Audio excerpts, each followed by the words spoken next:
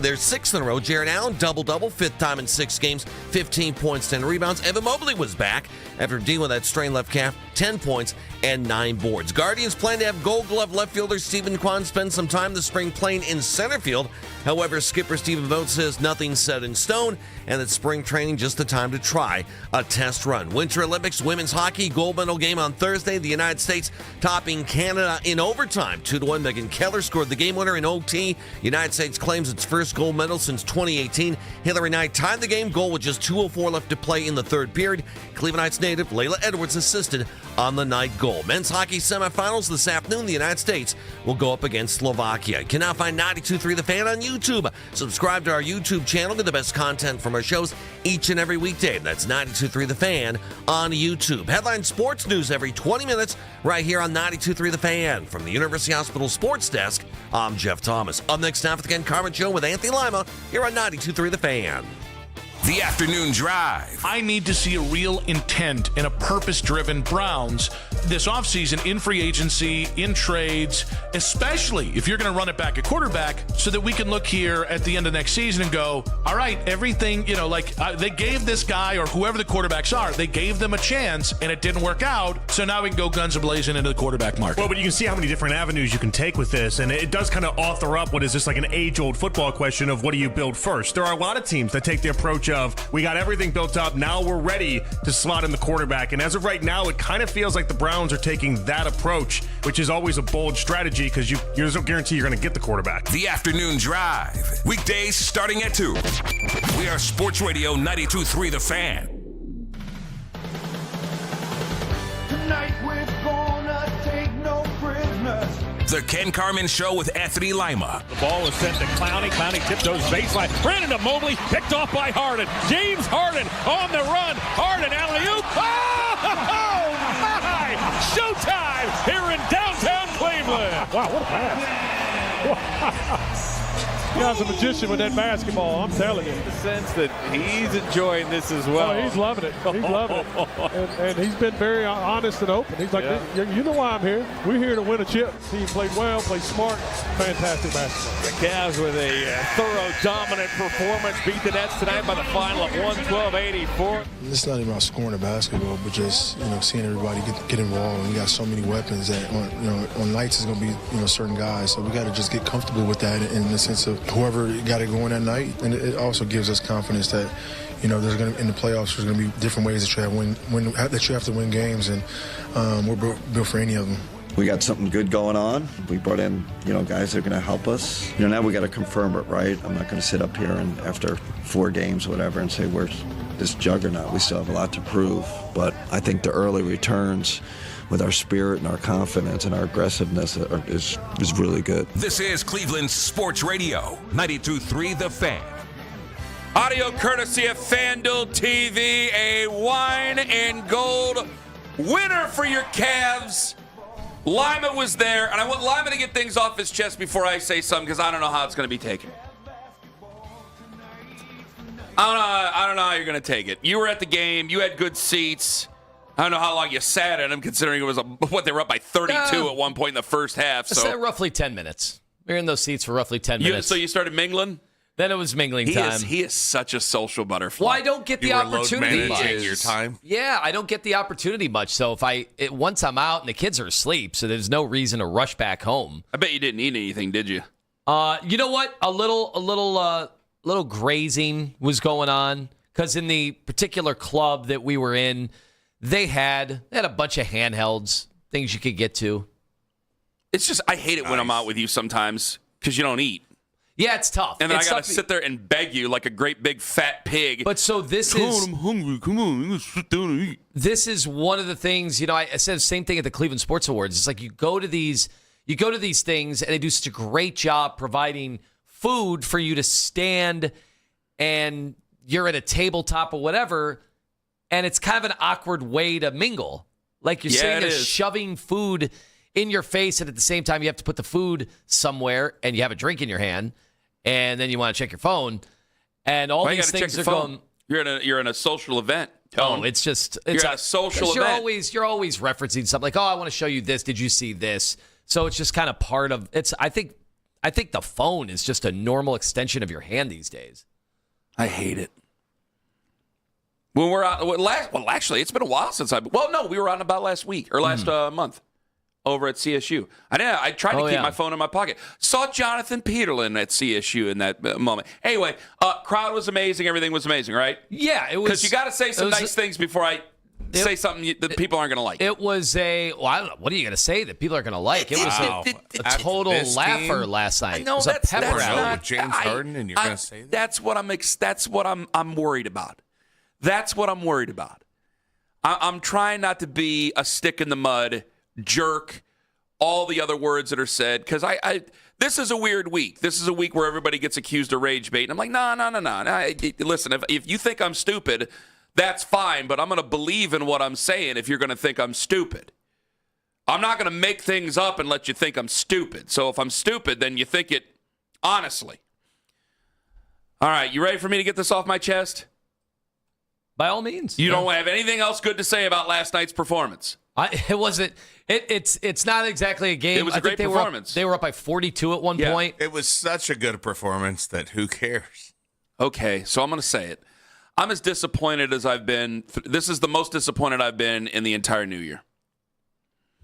Because, and that's saying something considering like what we talk about most of the time. I'm disappointed because I'm not going to get any test on Sunday. I wanted Shai Gilgeous-Alexander to play. I wanted this to be something where I sat down, 1 o'clock, it's time to go. Note time, taking notes at the desk time, the whole thing. And now it's like, well, there's no point. If he's not going to play on Sunday, then what's the point?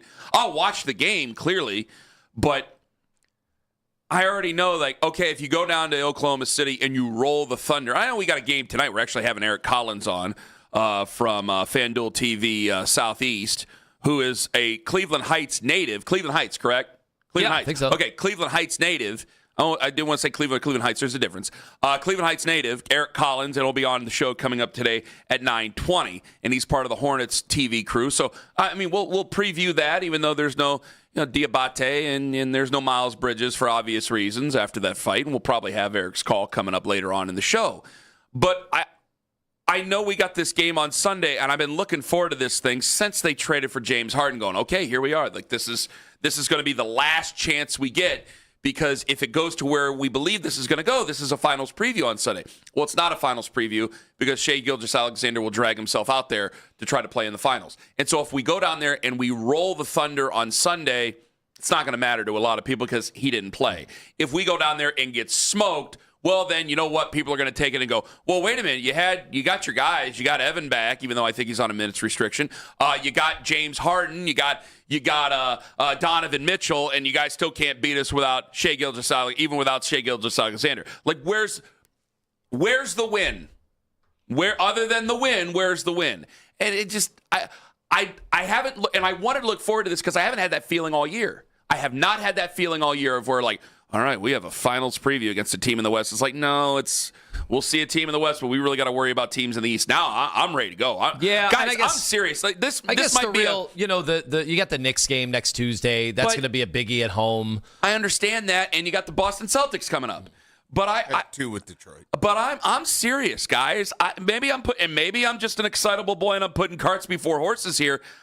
I was much more. I looked at those as other pieces, like, I think you're going to go to the NBA Finals with this team, with James Harden, with Evan you're penciling him now? I'm penciling it in. Wow. So I want this to be. So maybe it's not such a disappointing thing after all, because I'm saying I think this is a Finals team, and I wanted this to be a Finals preview on Sunday. It's so interesting because earlier in the year, I didn't think it was going on a limb saying we were the most disappointing team in basketball for a while when they were hovering around 500, 35 games into the season. I was like, man, they really feel like that. And then they started playing well. I mean, even before the trade, obviously, they started playing well. And we've gone from just assuming they were going to get bounced early to now Ken's just assuming they're going to the NBA Finals. Like, think about the highs and the lows of this season already for a team that, like, mostly throughout the year, Owen was like, wake me up when the playoffs start. And yet we're still having these wild, range of emotions when it comes to this team. And that's what made, I got to wake up in the middle of the season where it just seemed like this was going to be a slog towards another disappointing end. And I was getting ready for, all right, when's the story going to happen? And when's Jason going to text us about Donovan's future in the middle of the playoffs? When are we going to hear about Darius Garland's future, if there is a future? Like, I was getting prepared for really bad news. And now I went from that 2 weeks ago to I'm penciling them in for the finals, and I'm just a little bit disappointed because I'm like, man, I really wanted to see a finals preview on Sunday, and I ain't going to get to see a finals preview on Sunday. And if we go ahead and we lose out there, like there's going to be some people who draw strong conclusions, and I'm going to get defensive about it. But if we win, and like say we win by 10 or 12 or whatever, if we win, it's just going to be like, yeah, well, SGA didn't play, so do you too ever bad. watch? Is this a basketball thing? Did you ever watch like the Indians / Guardians? Like, hey, they got a big series coming up. They need to take 3 out of 4 or 2 out of 3. Or when the Browns, I think we do all the time. The year that we went to the playoffs, that year, were you looking at inferior teams or a team that didn't have their starting quarterback, and were you like, who cares about this week? We're not really going to learn anything about our team. Well, or is that specific to the NBA? No, I think we do that all the time. Owen, and maybe you disagree or agree on this, but I can firmly recollect, and here we are testing each other's memories in the first segment again. We've been to the postseason with the Guardians for the majority of the last decade. Yeah. And, boy, I got to tell you, if I had a dime for every time a guy called in and goes, well, you lost to the Yankees, and this is why I can't take you seriously. You can beat up on the poop of Major League Baseball, but you can't beat the Yankees and the Red Sox and the et ceteras. That's a call that we've gotten many. Football's a little different. A little different. But baseball and basketball, I think that those are one and the same. You go to you go to almost every game, Owen. Tell me I'm wrong. No, you're probably right. I mean, just because of the amount of times you play a team, it feels more like a playoff series. You can at least equate it to some sort of playoff series where you go, today wasn't our day, but we're going to get these next 2 or whatever. See, when we had LeBron, the second go-around, you had 4 years, and we had these monumental regular season clashes with Golden State, a Christmas. It was always Christmas. It was and Christmas MLK. game. But, you also knew that, that's one game. That's way different from a series.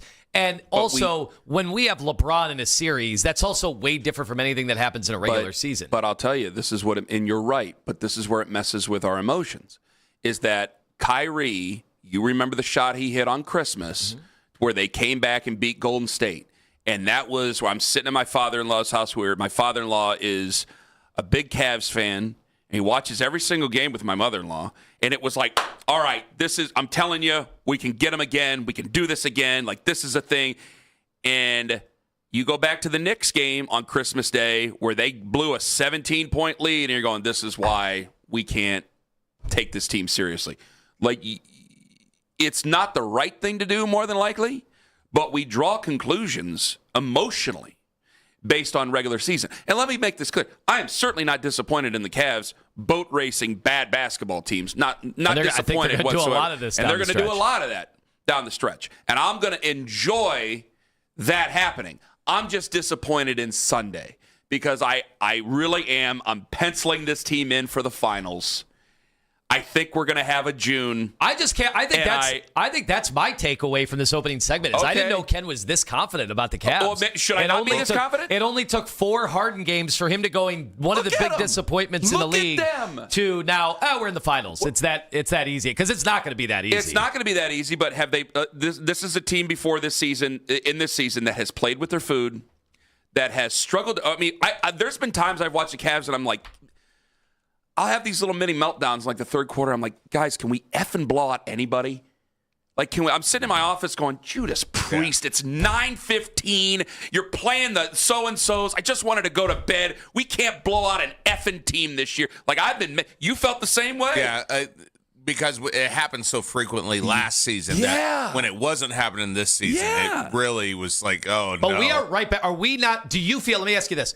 Do you feel when we were full throttle Cavalanche every game in, game out, Ty Jerome, 30 points, Darius, Donovan, until Darius, started going through his struggles after February last year, we were annihilating the rest of the NBA. Yes. And we had a big win over Oklahoma City. where it was like, all right, let's get ready. Clear your schedules in May and June. Do you feel even better, Ken Carman, I do. right today? I do. Because we were on cloud nine last year. Are you on cloud nine right now? I am. I do. And that's why I'm so damn disappointed in Sunday. But you know what? You're right.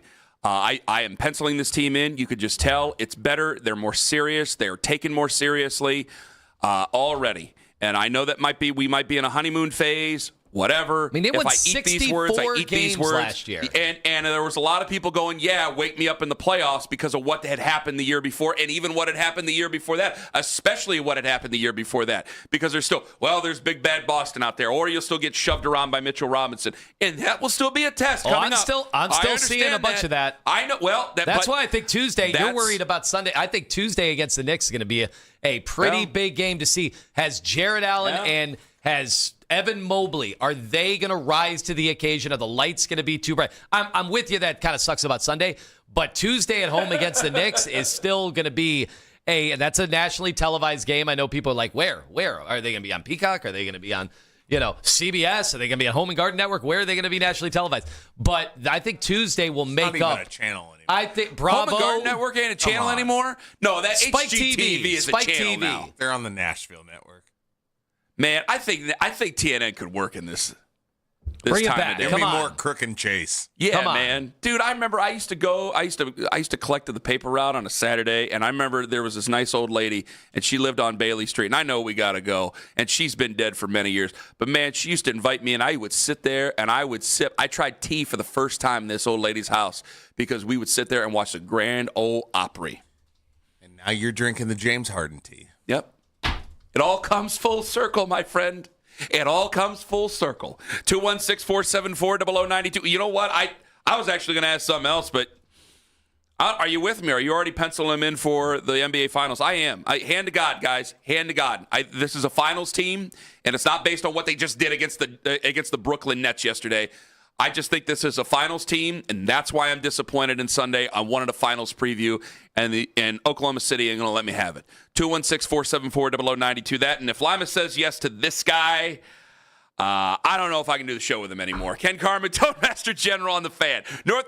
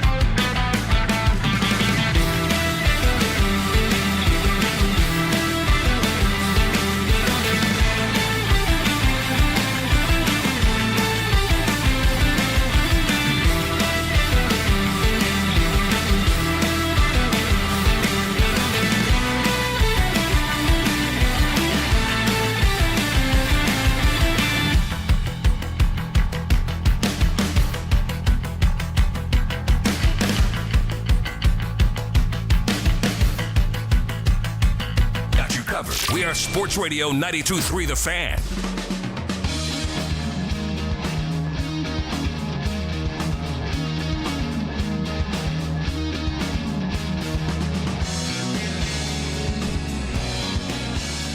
Boy, I didn't realize we were going to take that segment that way. Here I am, and I'm going, I'm putting the Cavs in the finals. Yeah, that should have been the lead. You exposed me. You should have came out of the gates with that. I didn't realize it, though. I did not realize it. I can't say something I don't yet realize, which is what you do to me. You put me in corners, but I'm like, I like this corner. We're good. If I'm that disappointed that Shai Gilgeous-Alexander is going to play on Sunday, then what am I saying to everybody? Yeah, let's just say it with my chest. I'm putting the Cavs in the finals. Mm-hmm.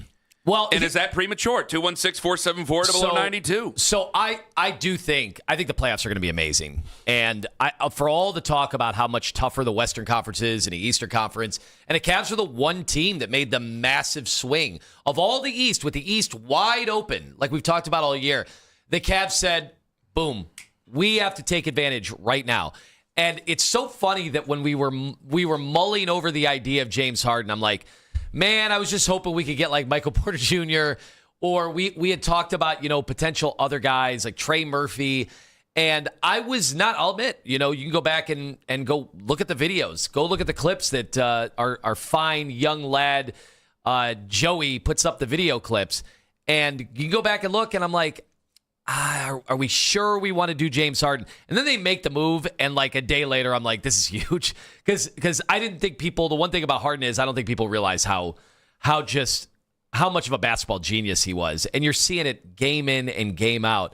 But with all of that said, like all these teams in the East still do have flaws. Mm-hmm. And how hard do we think this is going to be when it comes to a journey? Because the rest of the season, they got 26 games left. And they have so many tanking teams that they're going to be playing. Last night was one of them. Even though, hey, Jordi Fernandez, former Cleveland resident, friend of Cookie Pies, he took a timeout like 20 seconds into the game. We can't take advantage of it, so what's the point of even giving Cookie Pie credit? Apparently 2 hours before tip last night, he was ready to pounce. Because magically, Cookie Pie was at the game with some near courtside tickets. What a selfish bastard. Unbelievable. He took his family. It's always what we can do for him. We'd only been asking him. We've only been hounding him for 3 weeks. It's always what we can do for him. We're always on. It's amazing. I give you hell, but man, we are always on Cookie Pie time, man. It's always. I hope he and the family enjoyed themselves. Backwards for him. Good for Cookie Pie. But all that is to say is, like last night, I wasn't paying attention, but Detroit beat the Knicks, and they were a one-man wrecking crew. It was Cade Cunningham. Yeah. And he took like 35 shots. He scored a whole bunch of points. But they are very much so. They are shooting challenged. They do not have shooting, Detroit. So that's their fatal flaw. So the Knicks, I mean, you go through every team. The Knicks have this entire year, like if you can slow down, if Jalen Brunson has an off night, are they going to find enough scoring on that team? Obviously, Boston, they're just a completely new team once Jason Tatum comes back. But is that a good thing or a bad thing? Because they've been unbelievable this year. Mm-hmm. Is he going to disrupt the rhythm of Jaylen Brown? Philadelphia, is Joel Embiid even going to be able to play, 4 out of 7 games in a series? Well, then I guess I got to be asking you, why aren't you joining me? Well, I said they are the favorites to go to the. If I were to wager on any team in the East, I would wager. I just don't think it's going to be as easy. I don't think it's as easy as I think it's going to be brutally hard. Well, they're not going to go when they get into the playoffs. They're not going to go. Is it 16-0 or 12-0? Which one? They're not. 16. They're not going to go 16-0. They're not going to go 12-0 through the Eastern Conference. I don't think it's going to be that way. Like, yeah, I think there will be some tight moments here and there. I respect New York. I respect the Boston Celtics. The Pistons are a tough team. They're building the image of their. It's not playoff tested. Yeah, but they're building the image of their history, and obviously the Isaiah Stewart incident that happened last week is at the forefront of my mind. But there seem to be a team that they ain't going to get pushed around by anybody. In a series against Detroit, you will despise the Detroit Pistons by halftime of game 1. Yes. There will be fights. There will be ejections in that series. Yeah, it's going to get ugly. I think Jalen. I think Jalen Tyson's patience is going to get tested. He seems to run hot. Tomlin will come in just to wreck shop. I mean, Naquan Tomlin understands the assignment. I think that'll be a fun series. It's not going to be like it's 12-0, but I just see this team and I just take them seriously. More seriously than I think I ever have. And well, I'm with you there. I know, like we're Cavs fans. It's a Cavs show. It's a Cleveland show. But man, I just feel so much differently, more different about this group with James Harden. And it's not based on results. It's based on respect. It's based on the conversation that's around the team for the first time. And I can't remember when, because even on the buildup, on the way it was up there, it was this team that was, all right, we're plucky, but we got to ascend. And it's going to take a few years to break through this, that, and the other. And then it just got to the point where it's like these guys, when the lights come on, they're just too bright. Literally, that was said by Jared Allen, and I felt terrible about it. And it just seemed like this year was a formality until things went bad. And now you have this new lease on life.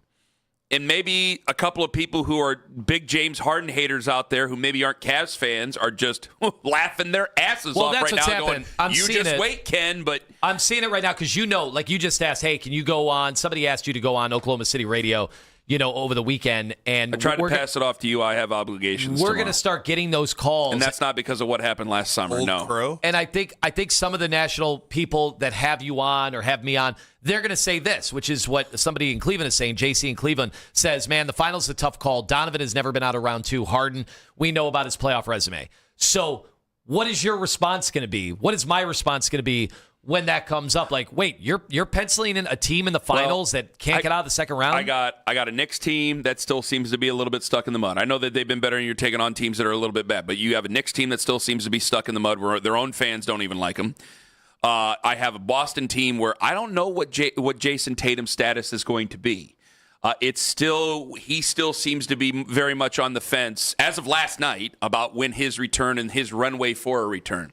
I do not have Tyrese Halliburton. I have an untested young Detroit team. I stand by. It takes a couple of times to get in and break through because I thought we were able to do it so quickly because we had the greatest player of all time, arguably, and at least the icon of the generation. Well, I think that your runway through the East is easier than it's been over the last couple of years. And so now I look at the West. And by the way, I'm not saying they're going to win the NBA Finals. I take the West very seriously. Deathly seriously, I take the West. But I look at the rest of the East and I go, this is a finals team. This is the Cavaliers, with all the caveats that you always say, as long as they stay healthy, this, that, and the other. The Cavaliers are a playoff team. Or, are a finals team. They're obviously a playoff team. The Cavaliers are a finals team. And as long as they stay healthy through the playoffs, because you always have to say that, I feel as confident as ever. I don't know if I'd pick them to win. I don't know if I'd pick them to win. That's why I'm so disappointed that I'm not going to see Oklahoma City at full strength on Sunday. Because it's nice to have those litmus tests. Yeah. Exactly. I could give you I don't mean to go in a circle with you from what we talked about at the beginning of the show, but I can try to draw an emotional conclusion, even though we know that in the playoffs is different. But I could try to draw some emotional conclusions on how things are going to be based on what I could see on Sunday. And I've been robbed of that. So I am disappointed in that. But I'm glad you hit it because I'm trying not to be a fuddy-duddy after blowing teams out and looking great, and Cavalanches and people with fake beards in the stands. I didn't want to be a fuddy-duddy, and you actually you saved me because I'm like, man, coming off being disappointed about Sunday after beating the brakes off of just about everybody you've had, boy, I hate to be that way. And then it's like, well, no, I just realized it. I'm picking them to go to the finals. Now, that might be pretty presumptuous to some people out there. Maybe they're glass half empty type of folks. But I'm dead serious. The runway already, I don't mean to overuse that term, Tone. The runway already seemed to be open, and that's probably why I was so damn upset with how things were going with the Cavs. Because it's like, you're not going to get this type of look ever again. The sea has parted for you to go through the East, and now you can't get out of your own way. You can't get out of the mud. And it seems that this move for James Harden has got us out of the mud. There's still a lot of basketball left to be played, but I just hear the conversation from elsewhere around this team, and it seems to be a seriousness of like, okay, again, I don't know right now I'd pick them to beat Oklahoma City or San Antonio maybe. But it's a finals team.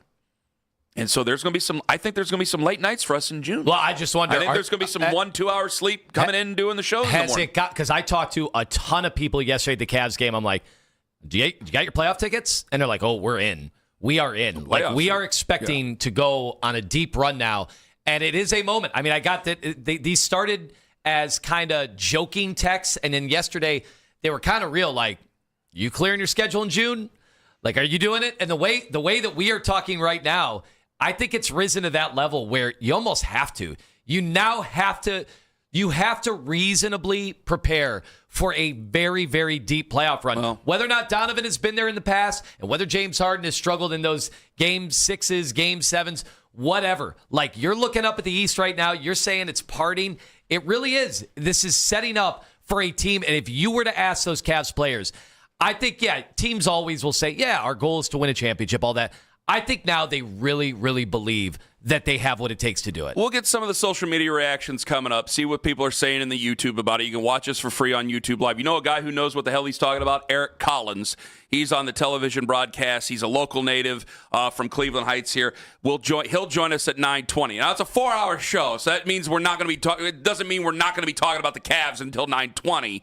But Eric Collins, I want to run it past him, whether or not I'm crazy to pencil the Cavs in for the finals already. We'll ask Eric coming up at 9:20 this morning. But coming up in 5 minutes, if Lima says yes to this guy, because the wheel is spinning right now over in Indianapolis and everywhere else. If you say yes to this guy, I don't know if I can do the show with you anymore, because I think you're as desperate can be. And if you're saying yes to this, I just feel sad for you, Tone. I'll tell you who coming up in 5 on The Fan. It's Anthony Lima for Fanatics.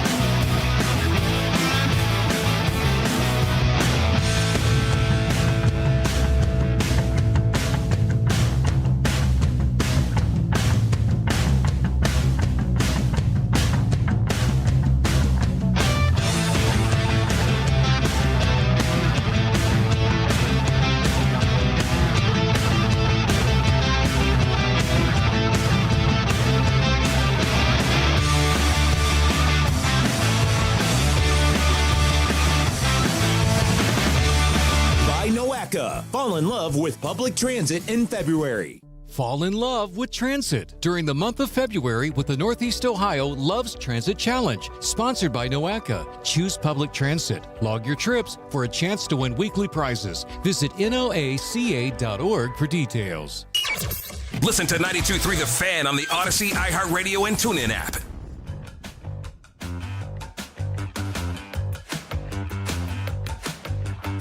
All right, 7:01. Who's got the pills? Who's got the sand to take the over? The Browns over/under is out. Who's got it? Who's going to do it? Do you want to do some sort of a bet? Something like that? No, well, you and Zach Depending Jackson. on who. We used to have a whiskey bet. We haven't had it in years, though. You had a whiskey bet where no matter what the Browns did in the draft, no matter what the Browns did in free agency, no matter what trades they made, no matter who is the coach, no matter who the GM is, maybe who the owner was, I don't know. No matter what the win total would be, Zach would take the under, Ken would take the over. It was always 7. No matter what, it was always 7. Oh, it didn't even matter what the number was? It was always 7, and that was Zach's joke on me. That's part of the reason he's so nice to me, because even at my old place, like, he would come on the show, and I just think I think I'm like his naive little brother. I think that's how Zach feels about me, because Zach can be so nasty, and I can be so Farley-esque, and somehow he has a soft spot for me. And I think about him all the time about that. And then the reason why it stopped is because I finally realized after many years the joke was always on me, because he would go, Kenny, like, I think I finally realized, do you understand how pathetic it is that you're making a bet with me every year that a team is finally able to get over 7 wins? Like, he would always make the joke, you're setting a high bar around here. And I'm like, I never got it. And then one day, later than I should have, I finally got it. I go, oh, man, this joke's on me the whole time. Even if I do win the whiskey, the joke's on me. Well, that's how sad it was. Every year we get tweets, and people will show their betting slips of the Browns going to the Super Bowl. There you go. Because that's a fun bet to make. I mean, why would you want to bet against the Browns? Like, that's not fun. Nope. So you bet them to go to the Super Bowl, and one year, they're eventually going to go to the Super Bowl, right? Like, in our lifetime, there's going to be a time. Yeah. It's set up that way for every team, and sometimes it's set up for teams to go multiple times and maybe even win the Super Bowl. So eventually it's going to happen, and eventually you will get to proudly display the bet. See, I had faith in him before anybody else.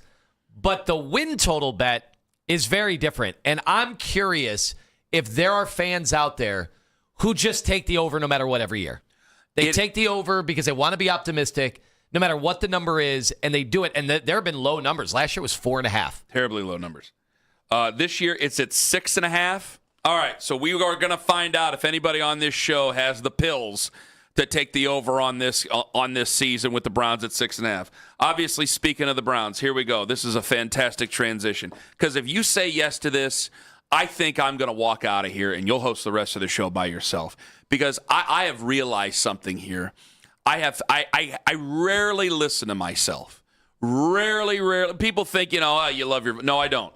I rarely go back and listen to myself, and I've heard myself in clips, and I have sounded more exasperated with you over the last couple of weeks than I have in quite a while. And I accuse you now of desperation.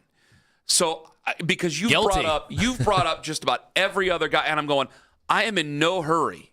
I want to win. I'm in no hurry to win, because it's not my job to fix a mess that Andrew Berry created.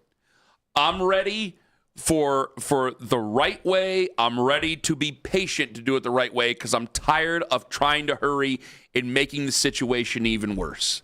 So if you say yes to this name, because another name got brought out, because it's the Browns, which, by the way, shows you, no matter what I want to say about Shedeur Sanders, it shows you what the rest of the NFL feels about the guy. And I'm talking about not just teams and whatever. I'm talking writers, too. Anthony Richardson was bandied about yesterday. Bleacher Report, ESPN, the whole deal. If you say yes to Anthony Richardson, I give up. I may give up, and you may just do the rest of the hour alone or by yourself. You may do the rest of the show by yourself.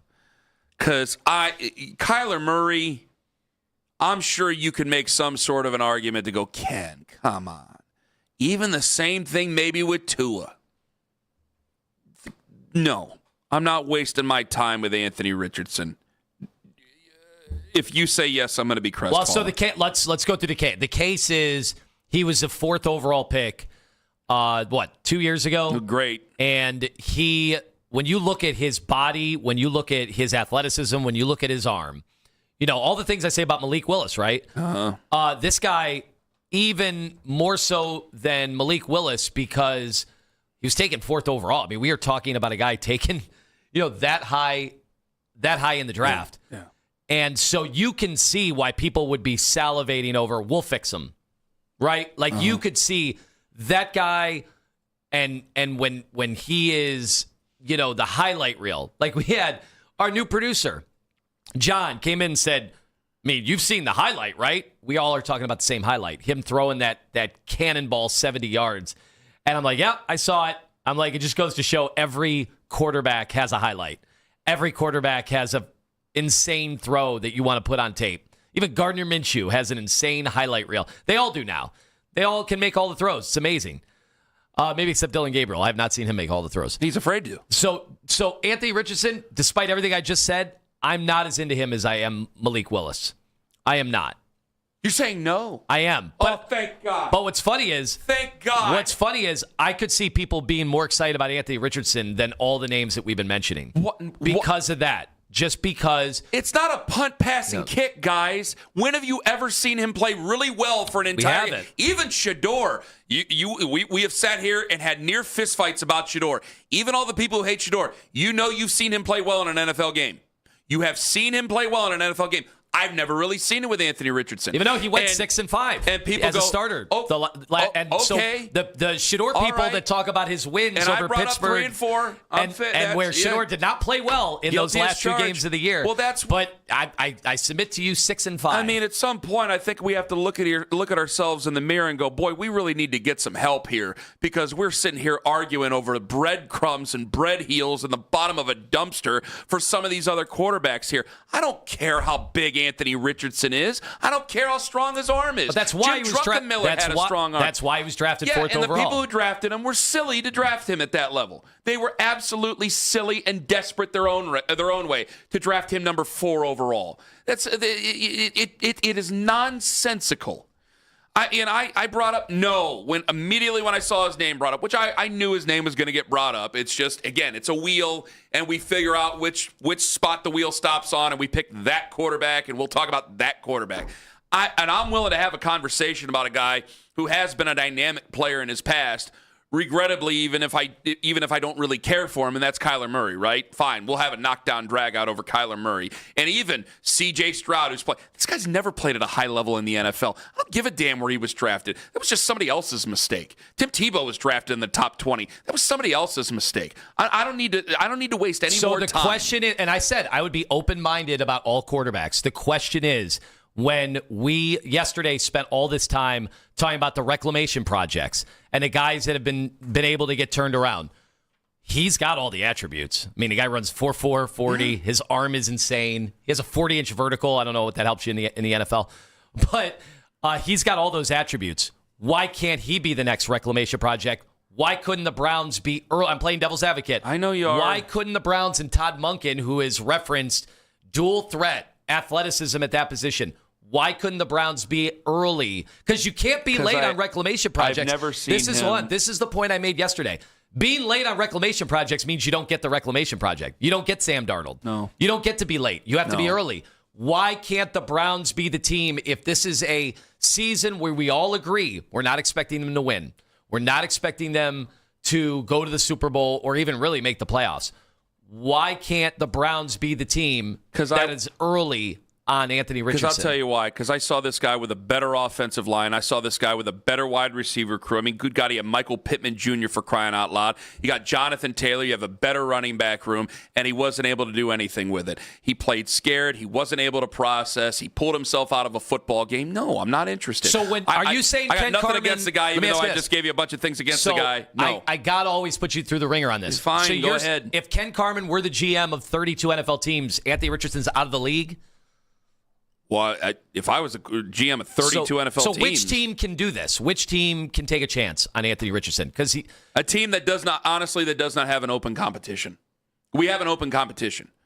Whether I want to agree with it or not, the competition is open. Right now, it's a Deshaun Watson, Shedeur Sanders competition, no matter which way you want to put it. Give me an NFL team that should take a chance on it, because they're clearly looking. The Kansas City Chiefs. Okay, the so just Philadelphia Eagles. So he's still a project that has to. Without a doubt. I'm not saying he has no place in the league. He has no place with a team that has an open competition. That's why, the way you were talking. Where somebody could fool themselves into starting him way too soon again and believing in all these other. He's a physical freak. I don't take anything away from him. I don't even think he's a bad guy, but some of the things that I just said are terminal problems in the NFL as a quarterback, and I'm not interested in wasting any more time with any other terminal problems. I got two other guys that are arguing over terminal problems right now, or are going to compete with terminal problems here. I don't need to add any more. I just don't want my time wasted. So I'd rather just go with Shedeur and Deshaun Watson than I would with, and here I am exasperated again. I'm sorry, let me pull back.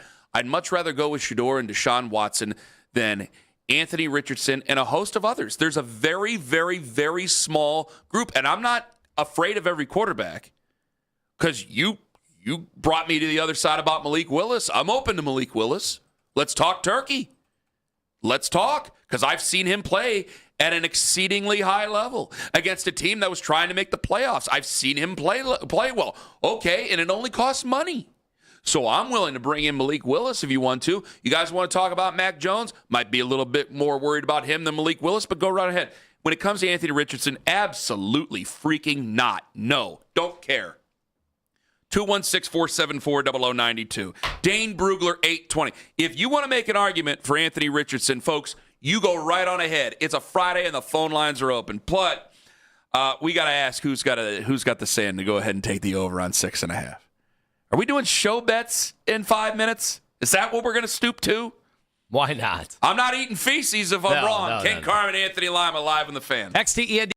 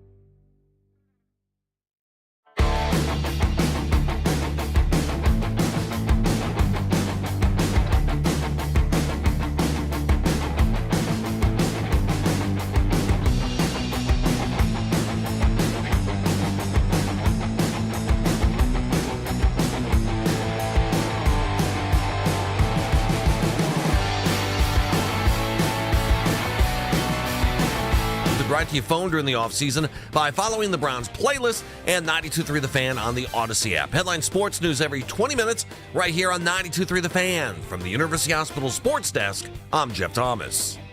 Catch Afternoon Drive with Nick Wilson and Jonathan Peterlin live on YouTube each and every weekday from 2 to 7 p.m.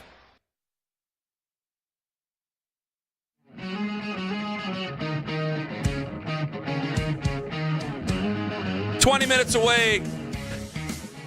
Lyman wants John to, easy. Buy me a drink first. New producer John wanting to know Lima a little bit too soon. That coming up at around 7:20. 216-474-0092. Yeah, when it comes to Anthony, and there's a lot of people, guys, I get that Anthony Richardson, he's built like a Greek god. He does have a very strong arm. I'm being very flippant to people. Social media reactions brought to you by Shivan Jewelers, Cleveland's premier jewelry store. Nate, who's a good listener. I've met him in person before. He goes, Ken, he's so big. He's so strong. Quote, Anthony Richardson, probably the second most athletic QB in the NFL, also has a big arm. And I couldn't help myself. I had to reply. I go, yeah, well, the Summer Olympics are in 2 years. Maybe he has a shot at javelin.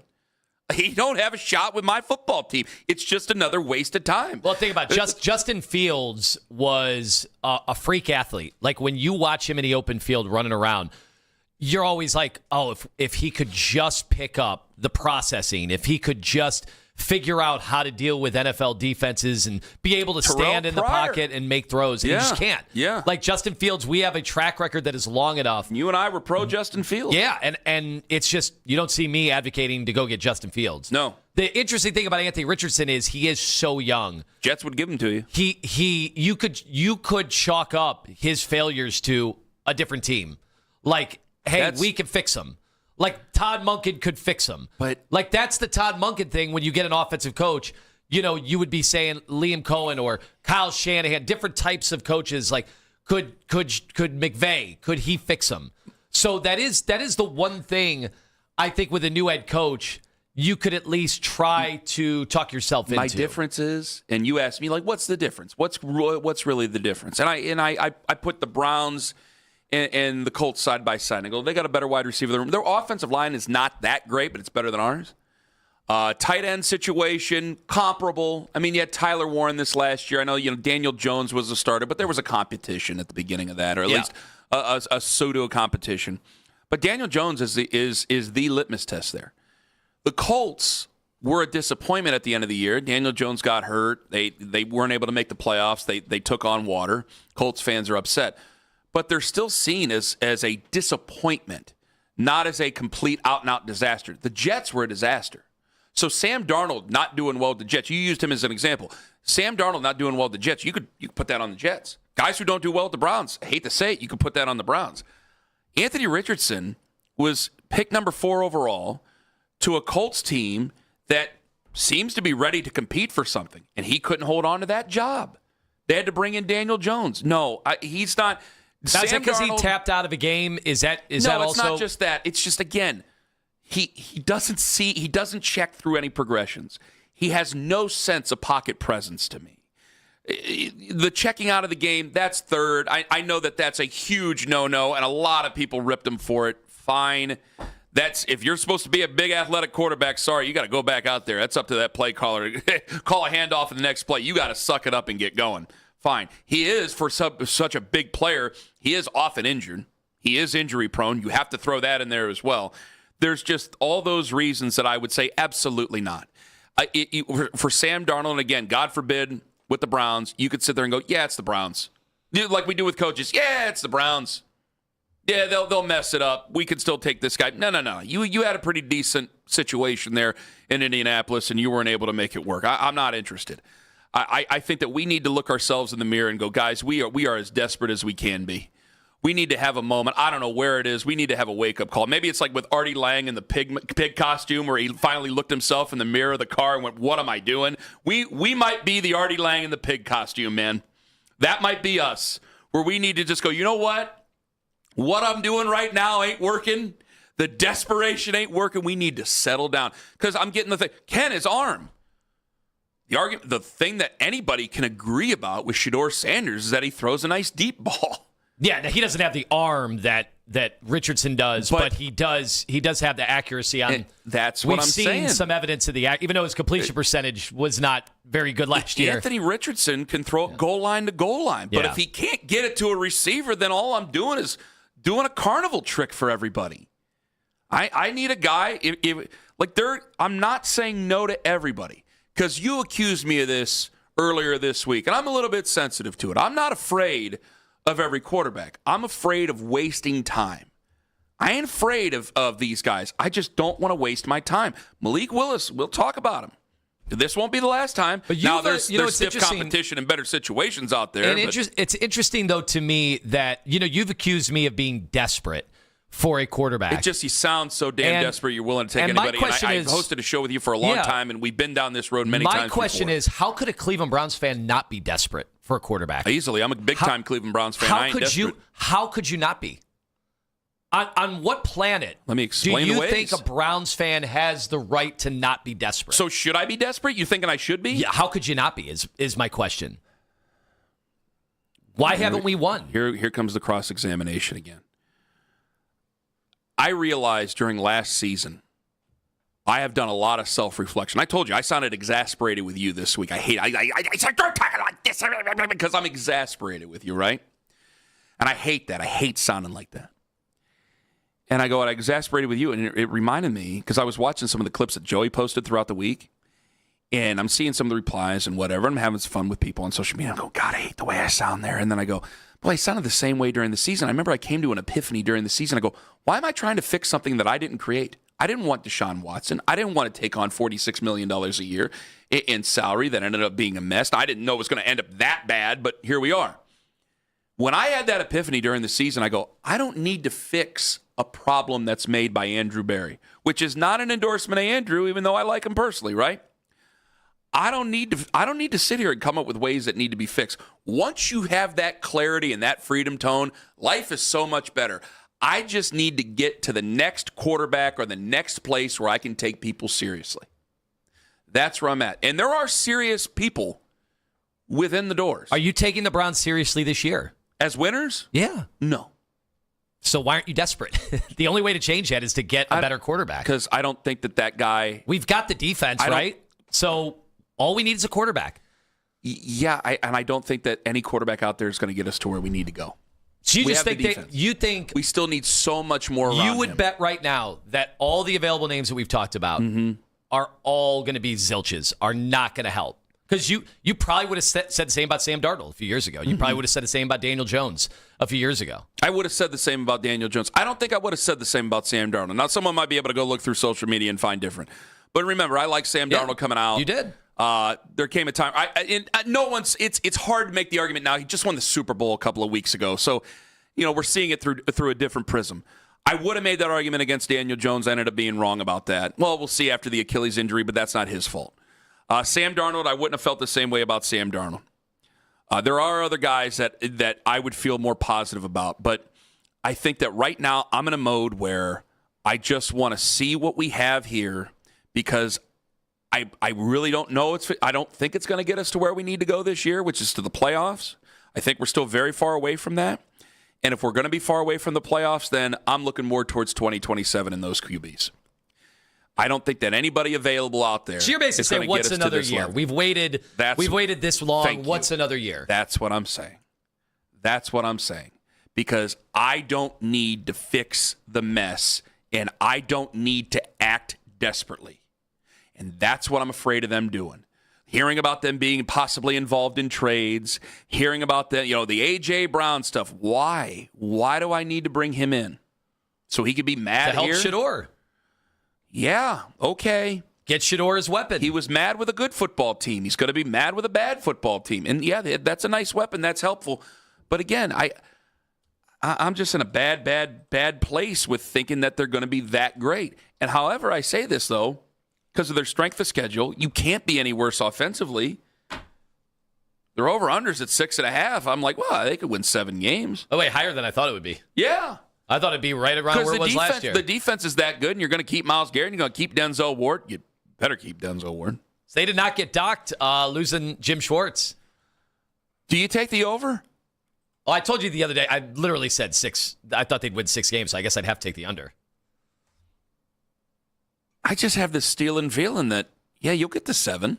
Well, the schedule, that's that is the one thing that draws you in. That's part Looking of it. at that schedule, and I know we've done that in the past, and that has been fool's gold.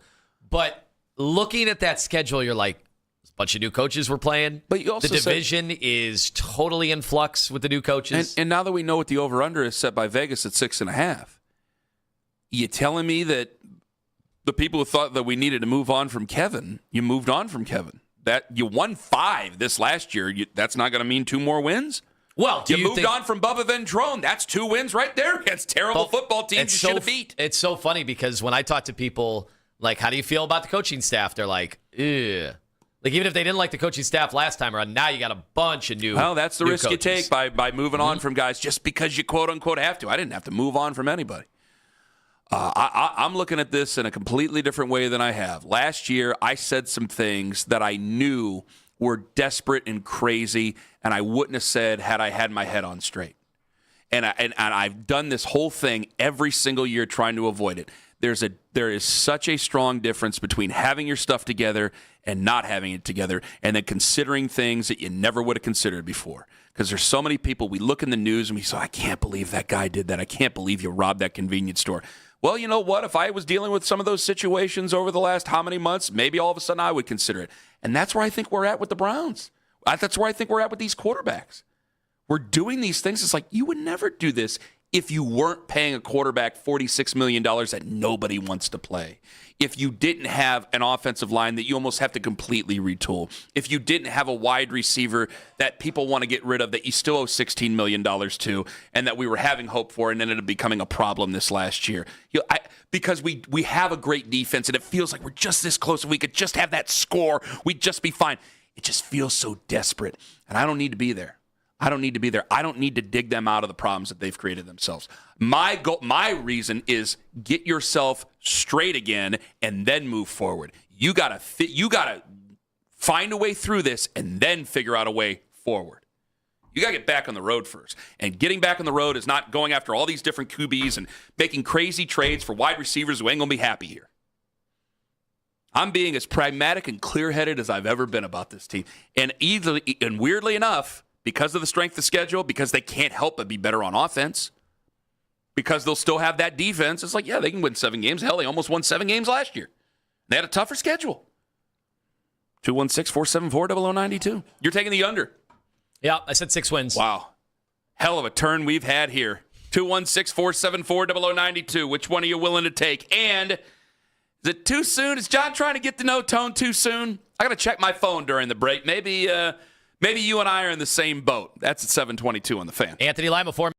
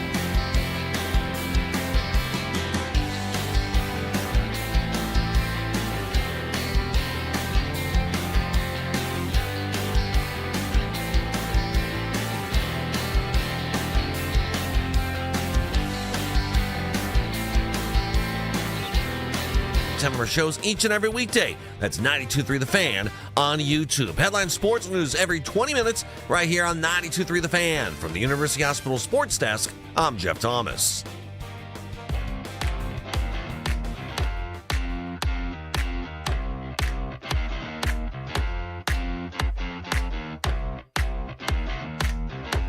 $8:20 this morning, Dane Brugel are going to join us on the show. Combine coming up. I know we need O-line, and I know we need wide receivers. We got to ask the question. If the best player available at 6 is there and he is a defensive player, are we okay to squeeze that trigger? Or is there going to be more hell to pay over it than a little bit coming up in April with the Browns fans? 216-474-0092. I'm going to get back into the over-under thing. It's just as it seems down I am, even though, boy, it's been an up-and-down show already. I picked the Cavs to go to the finals. I already penciled them in, and with the Browns, as disappointed as I am, I'm like, well, they changed the coaches. Everybody thought they needed to change the coaches. They can't help but be better on offense. Yeah, they could get to 7 wins. They could hit that under. I'm picking them to hit the over. They can hit that over. I'm picking them to hit the over. Now, I will say there's one thing you said that I was like, man, I feel like every team in the NFL says this every year, their fan base. Can you write it down and we'll bring it up right after this? Okay. Because I checked my phone during the break, and you're right. I'm in the same boat as you. Have you checked your phone, Owen? I have not. I'm going to. When you have a new coworker, he's a coworker. He works with us. He don't work for us. But he is, let's be honest, he is significantly younger than us. He was born in 2001. I think is when John was born. That's right. He's a nice young man. Oh, he knows how to work the microphone in there, too. All right. But, boy, it's been a good week for John, boy. It's been a good week. Congratulations on all your success. So John's from Philly. When's too soon to get to know a coworker on social media? Because he's already followed me on the Instagram. And then, has he reached out to you on Instagram as well, Tom? I got Instagram and Facebook. Okay. I think Facebook was before. Oh, I didn't get Facebook. Before we had actually had an in-person conversation. I definitely tried to connect with you guys on LinkedIn at some point during the interview process. I'm sorry, buddy. I haven't looked at LinkedIn in 15 years. He did send me a LinkedIn request. I remember that, and I immediately declined. If any of you guys have sent me messages on LinkedIn, I'm sorry. I ain't ignoring you. I don't know my own password. Haven't known it in 15 years. Sorry about that. Yeah, when this is over, I'm just going to go be a youth football coach somewhere, and Liz can start working. They have LinkedIn profiles. That's the thing. Yeah. Maybe I'll create a new one then. I don't know. Is it too soon for John to know us on social media? Yeah, so I don't know if this is a generational thing either. I'm not sure. Like, first of all, I didn't even know young people were on Facebook. I thought Facebook was for boomers and sending political memes and misinformation. My older children have Facebook accounts, but they don't get on there. They don't look at it every day like we do. As a quick aside, I looked the other day, and I don't unfollow for politics. Like, if I've known you or whatever, like, you're a friend, I'm not going to let politics get in the way of it. But the other day, I looked just to peruse, and I was like, that's not true. That's not true. Oh, my God, that's so not true. You fell for that one. And I'm like, do I even bother to correct these people? And I'm like, no. This will just harm our friendship. I don't want to make them feel stupid, but I'm like, that's been proven wrong. That's not even close to accurate. Speaking of conspiracy, been duped. Coming in hot at 9:45 this morning. But now I've got young coworker who now we've actually talked. I've met you in person, but I feel like there's a probationary period. Like, even when you get hired in a new job, I remember my first TV job. It was a 6-month probationary period where I couldn't take time off. I had to work every holiday. I had to work every weekend. And, there's some jobs where there's certain benefits you can't even get until you pass that threshold. But I'm getting a Facebook ad on day one. Ooh.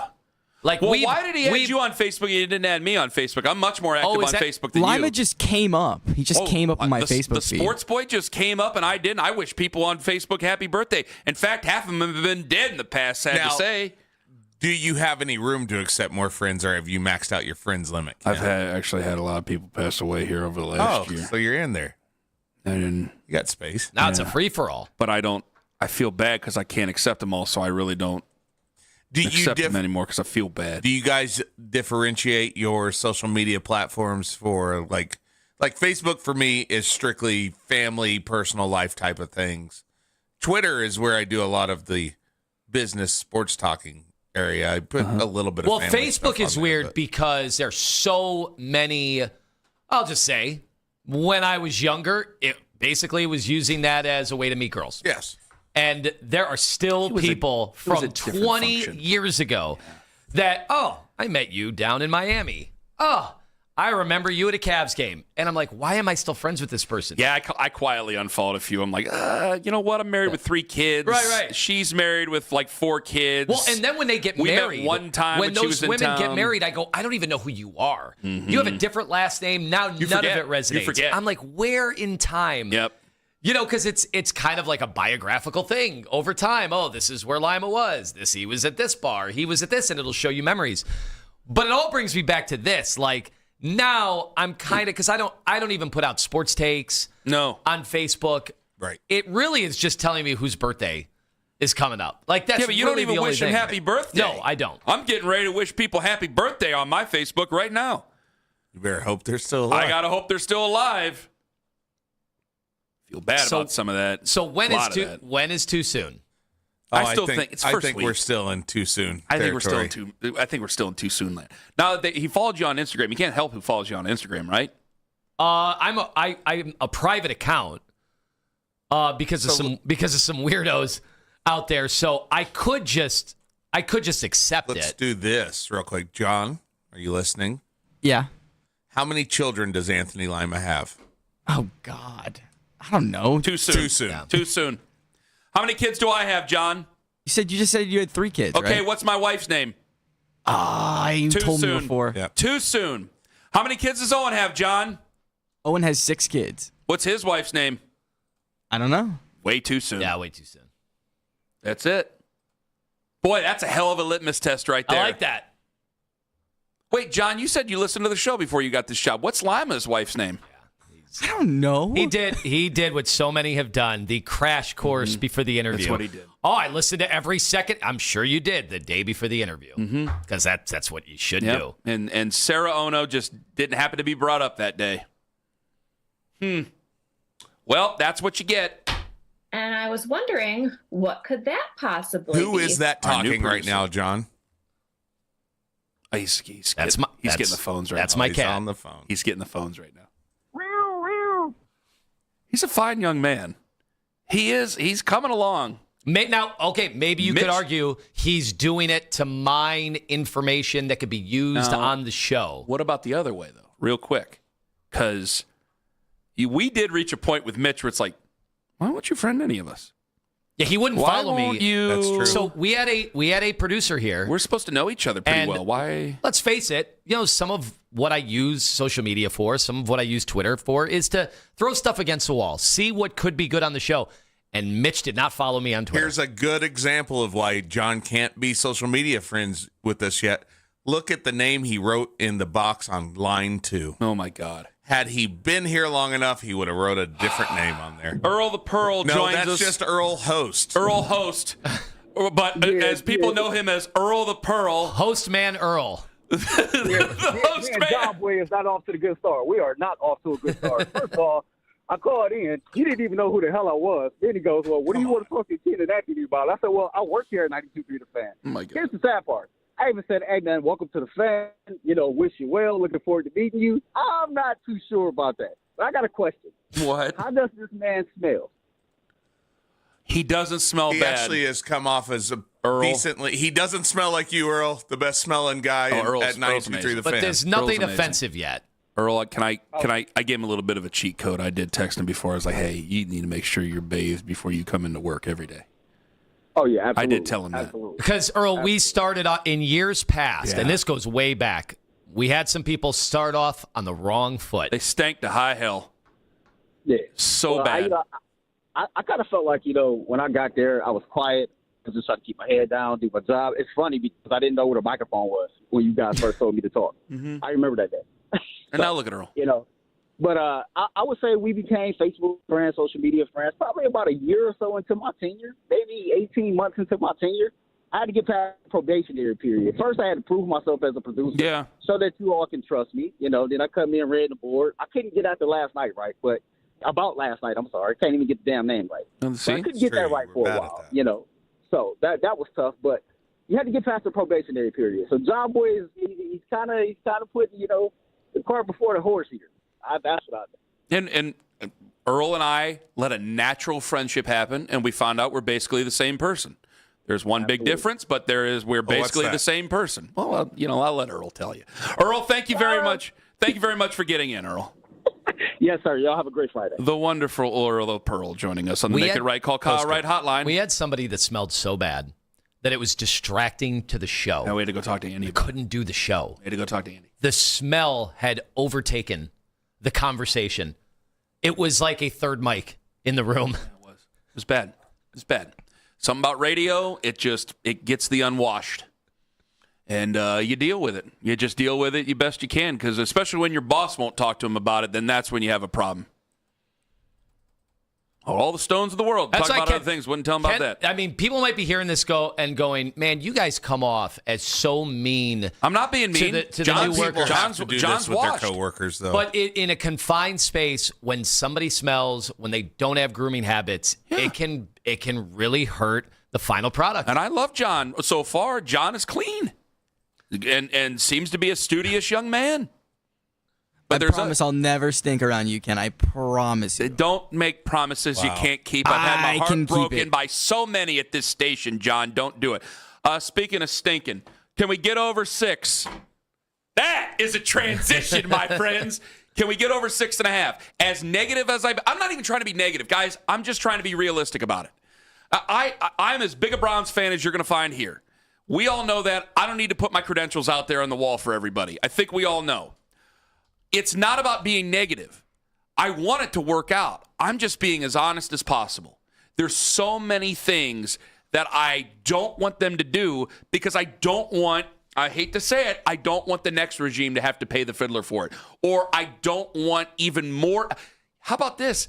Again, I've said it how many times? I like Andrew as a guy. I like him as a person. He's a good man. I don't want Andrew to pay for some of the mistakes he may be making desperately and have to add more evidence against him later on. Because if you just go out and get the most important position and you don't have faith in that guy as the most important position, it's just another card to lay on the table against the guy. And I don't want to do it. And so I had to, when I separated myself this year from, you don't have to figure out their problems. They're responsible for their problems. What I need to do is come up with a plan on how to make this thing better for the future. Because we can all complain and get mad. It's not just about getting mad. I've been mad. It's about making things better. I can't dig them out of this, Anthony. I can't. I can't make somebody trade for Deshaun Watson. I can't go out and fix the offensive line in 1 year because I'm still, if I'm afraid of anything, it's that he's on a 1-year deal. And if he's on a 1-year left deal, Andrew Berry, then that leads somebody to lead themselves to desperate moves to keep their jobs. But with all that being said, you were a 5-win team last year. 2 of the teams you lost to were horrific teams, and it was because of boobery on special teams.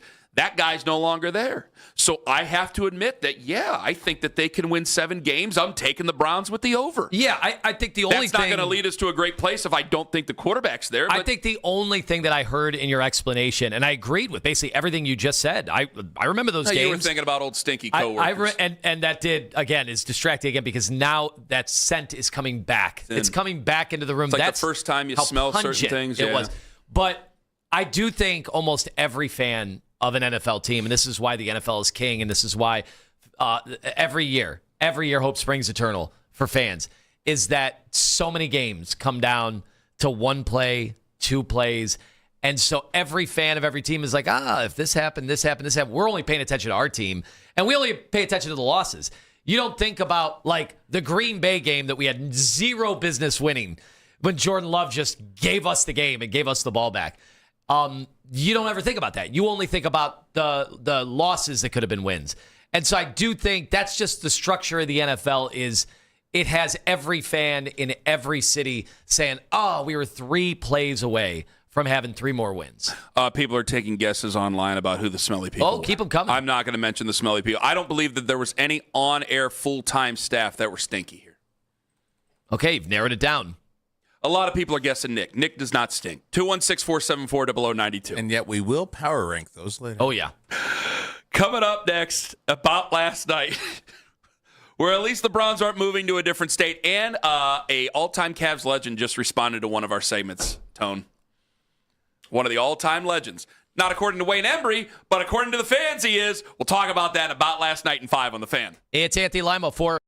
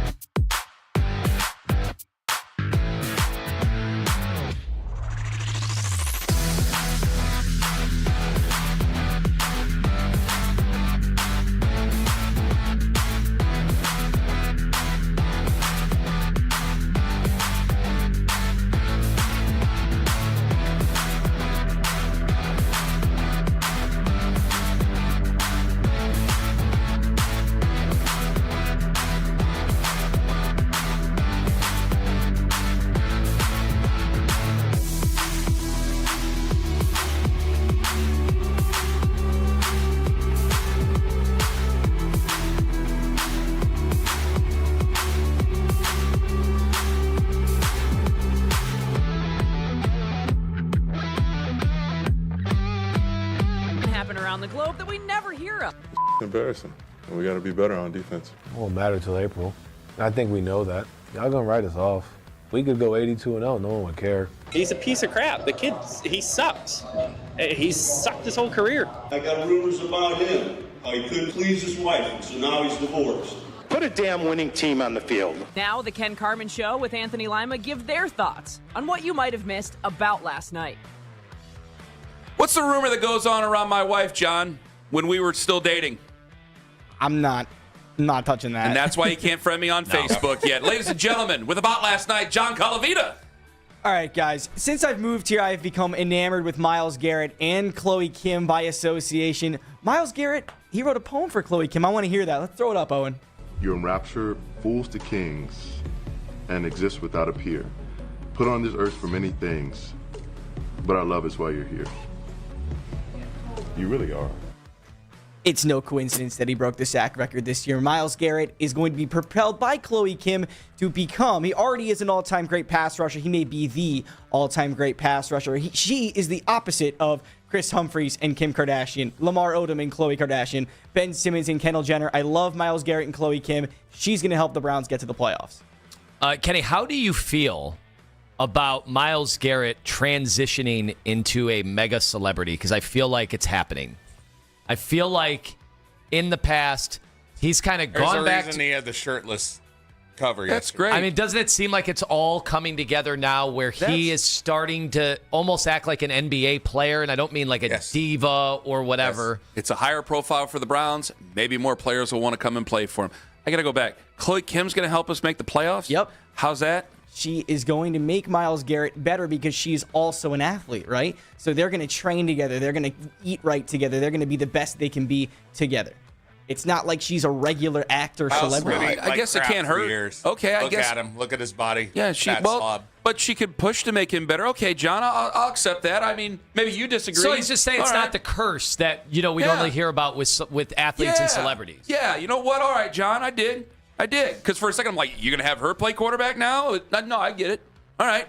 All right, roll with the next one. Miles Graham, Ohio State transfer wide receiver. College guy, not trying to go to school. Let's hear what he said. Same class. How is that transition? Yeah, not too different. Just have to actually go in person, just stuff like that. And at Notre Dame, obviously, everybody knows how it is with academics. So just being able to lock in with stuff like that. You're a redshirt freshman transfer. You're not national champion Cardale Jones.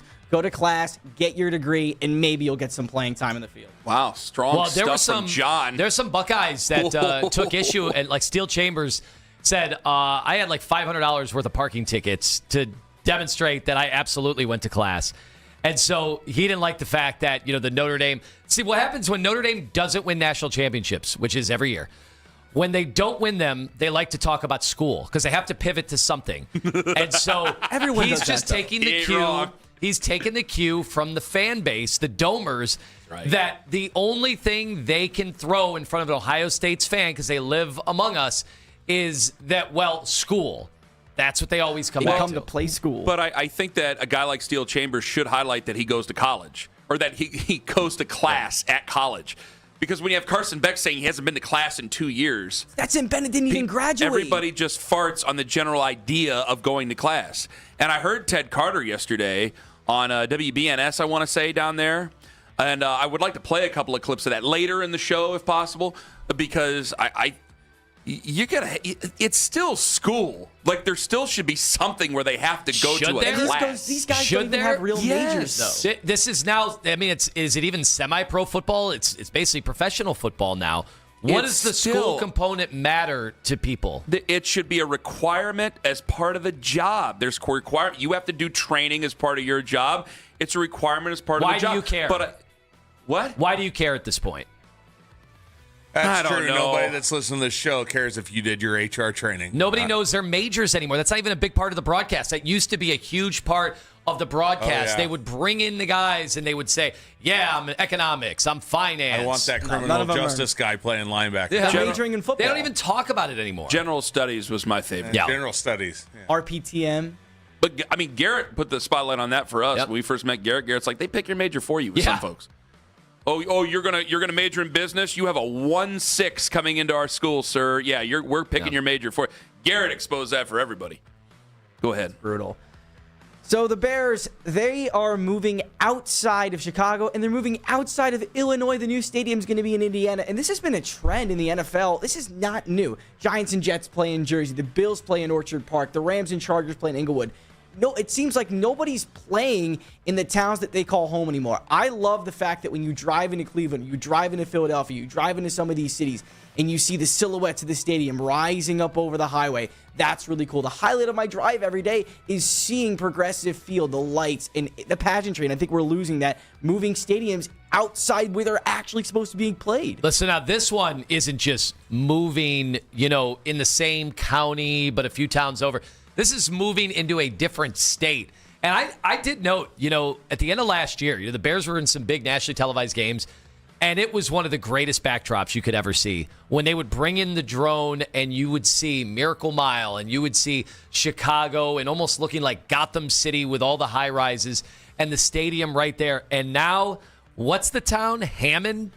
I don't even Is it Isn't that where Christmas Story was set?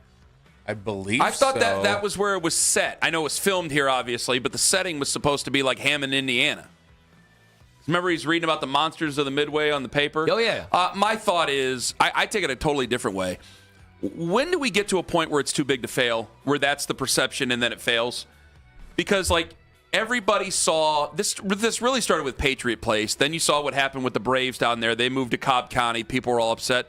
They still go in droves. They still shop. They still and the owners or whoever does it collects on all the rent and all the income and things like that. We're doing it here. They're going to do it in Chicago, or I should say Hammond, Indiana, it seems. At what point does it become too much? You're the Hammond, Indiana Bears. It's awful. Is it? I mean, where do the Giants play in East Rutherford, New Jersey? Nobody really cares. Does anybody really care? It's so bad. Well, what's the matter with East Rutherford, New Jersey? I've been through there. You've been there? Yeah, I've been there. It's not a dump. There's nice things about that town. North Jersey's a dump. He told you, Kenny. Wow. Okay. All right. I'll just accept his word for it. I've only spent a little bit of time in North Jersey. Fair. Well, here's part of the other story here, too, is that, you made it sound like it's official. And I know there's been some legislation passed in Indiana. The governor of Illinois came out with a very disappointed statement after the Bears had a statement. But it looks like it's going to be another dome, right? This is another NFL dome. We are going dome. Kansas City is going dome. Buffalo did not relent. Thank God. Buffalo did change up the stadium so that they're going to try to minimize the conditions. But Denver's going dome. Are they really? Yeah, that's their Denver proposal. is? Yeah. Why? Aren't they one of the sunniest places in America? They're also on Mile High in the Yeah, that's air. the whole point. Oh, God. What's happening to the game I love? Unbelievable. Is John too young to be saying things like this? Yeah. Yes. Hey, I'm the oldest I've ever been. That's a very Les Levine comment. That was a very Les And Levine. since you don't know who Les Levine is, you can't add me on social media. Do you know about How Come Quickies? No. You better go do your homework later on throughout this weekend, because the main question is how come there are no mediocre porn stars? How come you drive in a parkway, park in a driveway? Bingo. Oh, Lord. How come kamikaze pilots wear helmets? That was one of the three tried and true. Food for thought. And then, we talked about this yesterday after our post-show meeting. I'm going to try to go somewhere in Cleveland this weekend, and I want you guys to tell me where to go. The Denny's on West 150th. Oh, that's a good choice. I think you need to go out to the Ford plant, which is over by West 150th, and find out where the new dome's going to be. Yeah, do you know that we're building a dome out there? Yeah, Brook Park, right? Have you driven out to Brook Park yet? No, I don't even know where that is. I don't even know the Boy, direction man, that's if he in. was here 10 years ago, I would be giving him a lot of play. Go for a drive up and down Brook Park Road. And now it's it's not really the same as it used to be. Stop at the Union House. There's no more fastbacks. Fox's Den. Gigi's still there. I think the sad one is the Lido Lounge is no longer with us. Jeez. I think it's a bank now. Yeah, it is. It'd be great if he was going in there to the bank with a whole bunch of ones in his hand. Could still just put them in the bank. There before. I did go Money still changes hands after all these years at that location. I did go to PNC yesterday, and I left my card in the ATM, and then they called me when I was 5 minutes down the road.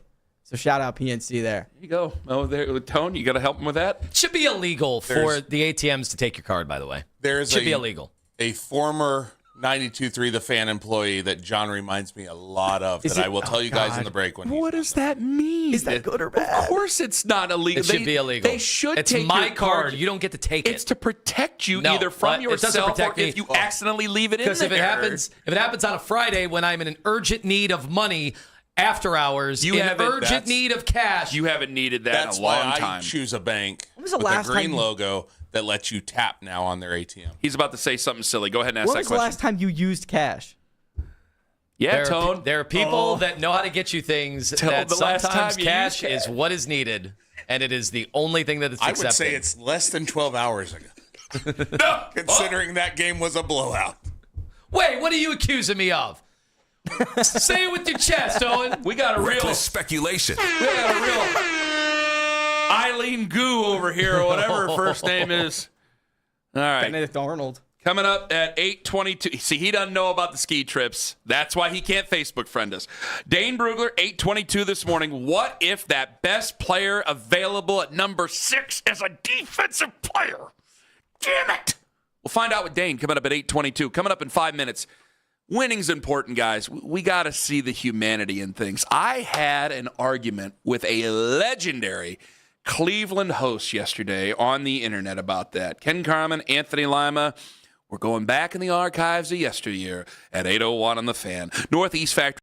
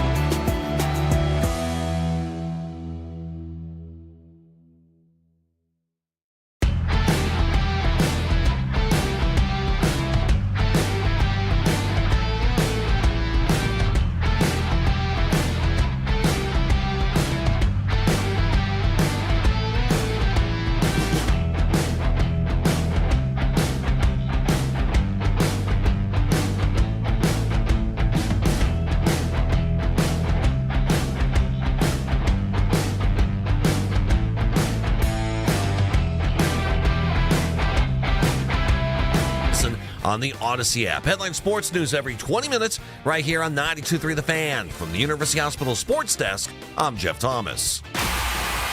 Get the latest Cavs news up until tip-off. The Afternoon Drive. Weekdays starting at 2. Cleveland's Sports Radio. 92.3 The Fan.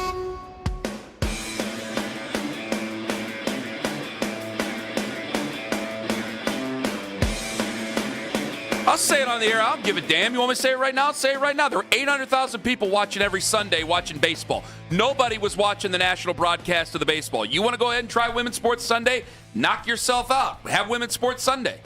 Probably turn a higher number, at least for a little bit, so depending on the games that are going on. What are the sports that are going to be featured? I think it's WNBA, and I wanted to say the Women's Soccer League. NWSL. Yes, NWSL. ESPN is doing the Women's Sports Sunday.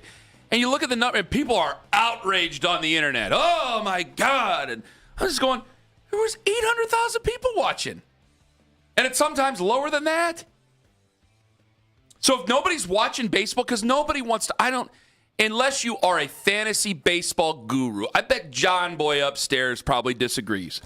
But the Guardians are on. I'm watching the Guardians. And then after the Guardians game, I'm finishing up the NASCAR. Then I'm getting ready for Monday. I'm tired of seeing Yankees Red Sox. I'm tired of seeing Dodgers Giants. I'm tired of seeing Cubs Cardinals. That's the only ones they ever showed.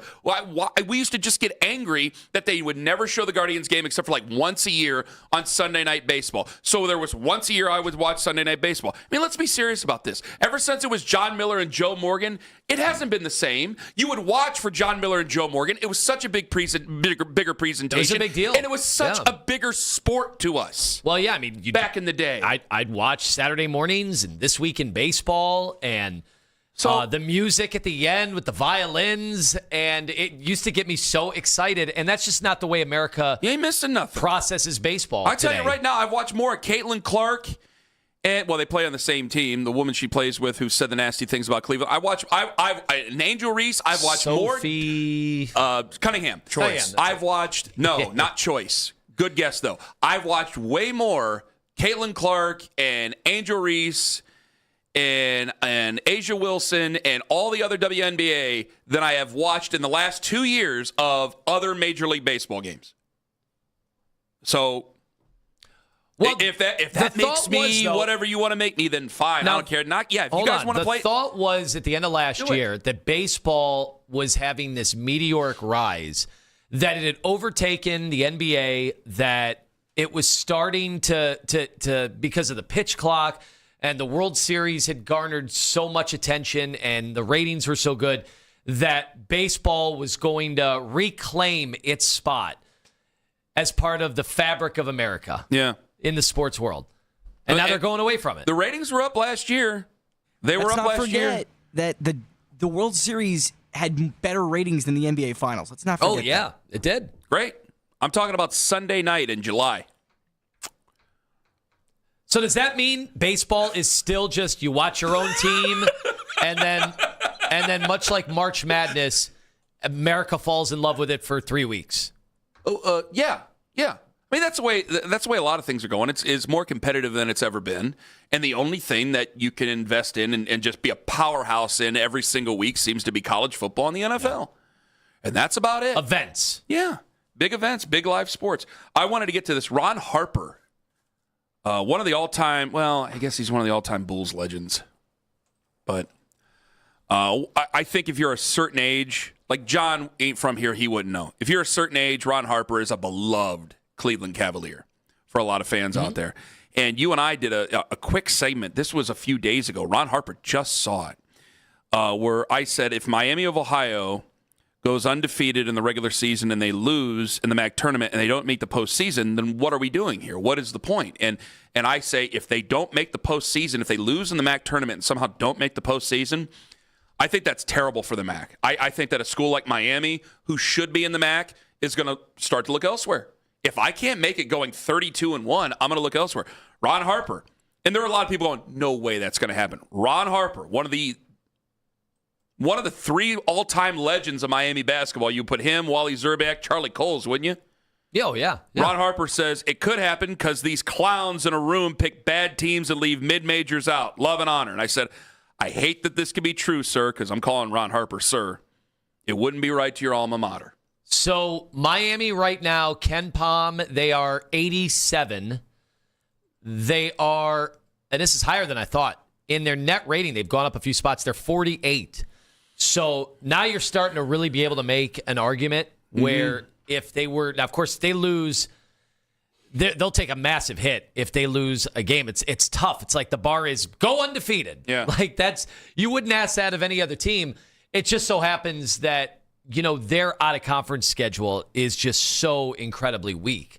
So their margin for error is nothing. But they've been one of the great stories. I get that. And I'm talking not just a story here in Ohio. It has been a national story. And Wally Zerbiak is trying to get more and more people to pay attention to it. If you can't even get them between 65 and – were you snapping your finger at me? I'm sorry. I was trying to pay attention. If you can't get them to even 65 to 68, if they don't win the MAC tournament, then, again – you have a serious problem, and you're killing your own product. That's a one-loss team. If they were to lose in the MAC tournament, that's a one-loss team. You are choking out your own product. For what?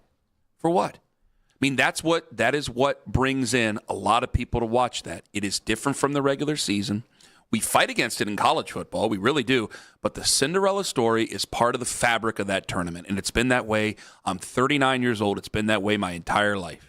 I got another thing to say, and I don't want to bury it. This might be a bigger discussion, but we do have Dane Brugler coming on at 8:20, and I want to respect that time because it's when Dane's coming on before the Combine, this is big stuff. I got into it with Greg Brenda online yesterday. The Dean.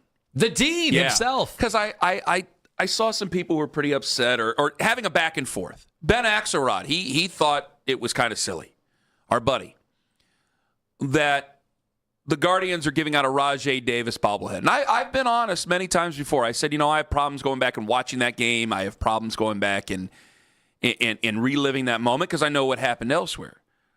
But to call it a loser move, like Dean and I were kind of going, and I love and respect the Dean. Dean and I were going back and forth on the internet. In fact, I even reached out to Dean and go, I want to make sure this is online. This isn't real. I'm not going to sock you in real life for crying out loud. But he thought it was basically a loser move. And I go, baseball's a different sport. I think there's more room for humanity than there is in the other two big ones that we talk about. Football is winner take all. Football is winner take all. Until you look back on it 20 years later or even 10 years later and you go, boy, I had some really good memories. Like, to me, personally, 2007, the ALCS collapse, that hurt me more than 2016. Because I felt that you would have swept the Colorado Rockies, and that was it. And when it was Manny, the former Indian, saying that we have no problem, we're going to go ahead and we're going to win this, and then they did it, like, I thought that was a big gut punch to me personally. We don't need to have a measuring contest on that. But if you're thinking, yeah, you know what? The 90s Indians were great. I have a lot of fond memories with them. I know I've had some conflicting emotions about Jim Thome and the statue where maybe I'm kind of switching back on that and I'll explain why in another time. But if people want to celebrate an incredible moment, do they or do they not? Well, probably don't anymore because there's not a lot of people left. But did they or did they not celebrate, even on both sides, Bobby Thompson over Ralph Branca in 1951? They do. Why can't they have a celebration for a big moment? I know it didn't go our way. That's one of the great moments in baseball history, and arguably it's the greatest Game 7 it's one of the top 5 Game 7s that's been played in any sport, and it's arguably the best Game 7 that's ever been played in baseball. That's crazy that we were involved in a basketball one and a baseball one in the same year. It was pretty damn amazing. One overcame a 3-1 lead, the other blew the 3-1. This one is really interesting because, I mean, that memory to me, I obviously thought there's no way we were going to lose after that. I'm like, my God, we're going to win the freaking World Series. I was out felt and about. The same way you did. I was not in the building. My sister somehow got a ticket. I was outside of the building, but to hear that noise, because again, I could hear it before I could see it on TV. And when I heard that, I go, "Oh my God, he hit a home run!" I thought he hit a home run. Yeah, I'm with my buddies. I'm felt like the same way. We're gonna see a home run now. We just and for that to happen, and then to somehow lose with the rain delay and everything that happened after the fact, is brutal. But that memory, I still will remember it forever. Exactly how I felt. And so, yeah, they didn't win it. You know, I often go back and think about that Ohio State-Michigan game with Troy Smith and the Heisman and the senior day, and what an all-time historic great number one versus number two. And then we got blown out in the bowl game. In the championship game. And that one still, it's hard for me to go back and really enjoy that Ohio State-Michigan game. I personally feel like, you know, we are, myself, you know, you could feel however you want. You have your own brain and your own emotions. I feel like it's a conduit to the fans.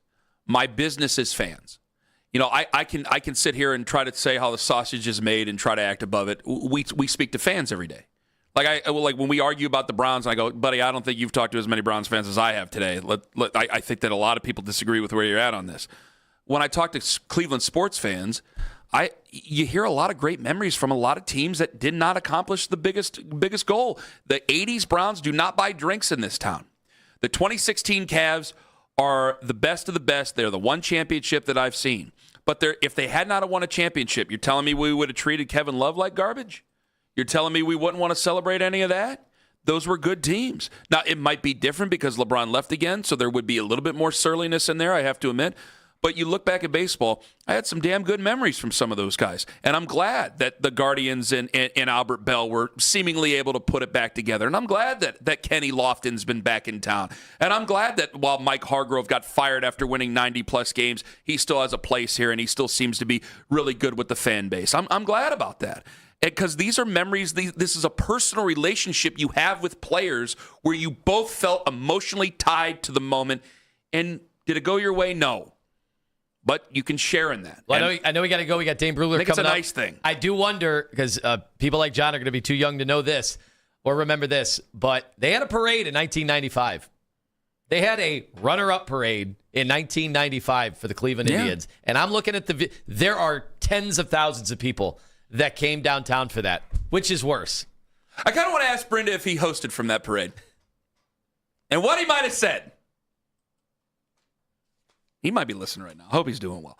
All right, coming up next, Dane Brugler going to join us on the show. Senior NFL draft analyst from The Athletic. What the hell are we going to do if that best player at number 6, and you don't have anybody to trade with you, we just going to take that defensive guy and the offensive lineman? There's a lot of conversation about a man out of Georgia and a 6'7" man out of Georgia. It's like we're talking about the Southern Paul Bunyan. Also, we ain't taking a quarterback out of this draft, are we? Because Drew Aller's name got brought up again yesterday. Ken Carman, Anthony Lima, live on The Fan.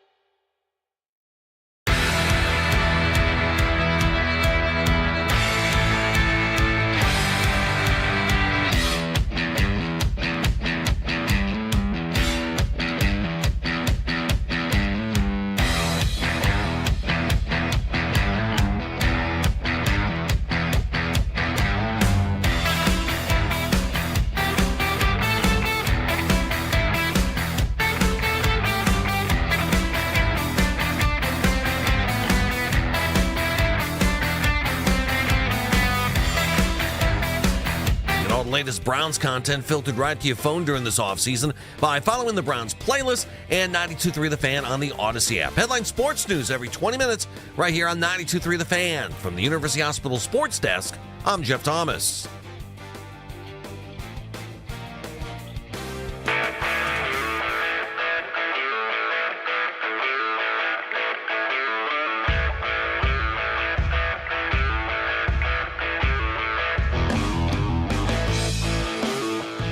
All right, hot shot, I got a question for you. You're at pick number 6. Ain't no one willing to move up? Offensive lineman you wanted was off the board. Caleb Downs is still there, or Arvell Reese is still there. What do you do? What do you do, Tone? You don't need to answer that right now. Dane Brugler does. He's from The Athletic, senior NFL draft analyst, local guy. We love our local guys. He's on the Make It Right, Call Kyle Wright hotline. Dane, how the hell are you? The great Dennis Hopper impersonation. I loved it. Look, this is draft season, so I'm glad we're having these talks. We're having these conversations because that's what the Browns are talking about right now. They're going through scenarios. They just got done with draft meetings, so you have your preliminary board to go into the combine with some frame of reference of, okay, this is how we're going to stack these players, these positions, and we'll see what happens in Indy, how that might change after we leave Indianapolis. But yeah, this is a big part of the process. This is a big step. So one of the things that I'm thinking of here, and I just threw that out towards you there because, Dane, I got a weird sneaking suspicion. A lot of people have been down on this draft, and we're early, so business is about to pick up. But let me play it out, the scenario now. It's night one, first round, pick 6 is there. Ain't no one willing to move up with you, and that best player on the available is Caleb Downs. And Caleb Downs, it softens the blow that he's from Ohio State, clearly. What do you think it's going to be the reaction? Because all of us are like, boy, they need offense, they need offense, they need offense, they need offense. Okay, well, you still only won 5 games. Are we really still doing the whole need versus best player available thing? What do you do, Dane? Yeah, I think it's a worthy debate because on one hand, I firmly believe in taking best player available when you're drafting the top 10. You need to draft. The needs change week to week, year to year. Like you can't guess what the roster is going to look like. Half the year or half the season into the 2026 season, but with this team specifically, it just feels like. Obviously, the defense wasn't the problem. And does Caleb Downs upgrade your defense? No question. And not only what he brings to the field, but what he brings to the locker room and just that type of presence. And that's something that would make the team better, make the organization better. But this team is just so it's struggling on offense in such a big way that it is hard to see them not go in that direction. And I think it comes down to what is the gap between a guy like Caleb Downs and your highest graded offensive player, whether it's a receiver or offensive lineman. What is the gap between those two? If the gap is, a decent sized gap, then I think you have to go Caleb Downs. You have to go with the best player on your board and stay true to that. If it's close, then I think you look at your offensive line, you look at wide receiver, and I think that's because it's not just best player available, it's who's going to make the most impact for your team. And for this Browns team specifically, they're so void of talent on the offensive side of the ball that they would almost have to lean in that direction if the grades are even somewhat close. Right now, there's 2 offensive linemen that people continue to talk about for the Browns. Has one been able to distinguish themselves to you? I think they're both worthy of being top 10 picks. I think Francis Mauigoa, there are several teams in the league that have him on the board as a guard. And I think he's one of those guys that could stay outside at tackle. There's nothing on his tape that says he can't play tackle. But you look at his skill set and his strengths to what he does, and it's like, okay, if we move inside the guard, we've got maybe an all-pro guard. He's that good. And just the way that a move to guard would accentuate his strengths and the way that he's going to continue to develop at the next level, the way his body is built. We'll see what his arm length is at the combine. A scout told me it's kind of right at 33, so kind of right at that cutoff.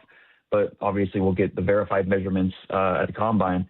Fano is, and I think it's important to point out that neither of these guys are Joe Alt. They're not maybe the prototypical left tackle. They're very different with both being right tackles, and they have differing skill sets and what the strengths are. They're both very young.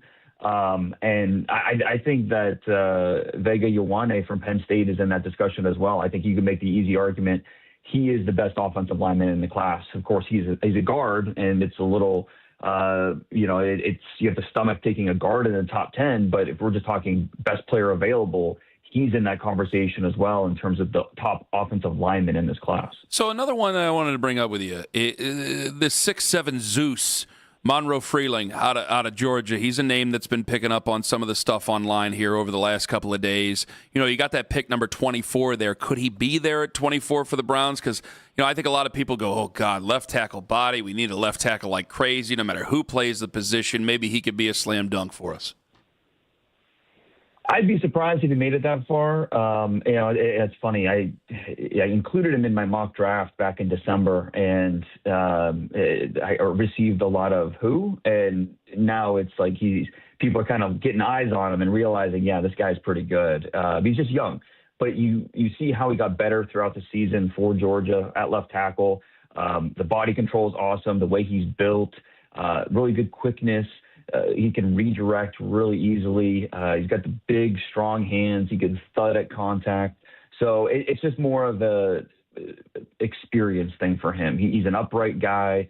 Just make sure he is winning with leverage. He can get beaten by late movement at times. So it's just more of a give him more reps type of thing. If he went back to Georgia, we'd probably be talking about him as a top 10 lock in next year's class. But, he's in this class, and so there's a little bit more projection involved with him. So I think bumps along the road should be expected, but the talent is awesome. And again, you look at the trajectory and where he's headed. When you forecast 2-3 years down the road, I think it's easy to get excited about where he's headed. So I'd be pretty surprised if he was there. I'd be surprised if he made it outside the top 20. To be honest, there's too many teams with needs on the offensive line, and this is a decent offensive tackle class. It's just they're all going to go kind of in that first round, and then there's a little bit of a drop-off. All right. Ty Simpson, if he's there at 24, would you take him if you were the Browns? No. I like Ty. I just feel like instead of just throwing darts, you need to really have an answer here at quarterback. And maybe he blows you away in the interview process. Maybe, the way that, he's able to acquit himself at the combine and pro day and personal workouts and 30 visits. Maybe that'll be enough for some teams. But as much as I do like him, we're talking about a guy with 15 starts, coming on, not the biggest guy, coming off a season where he was injured multiple times.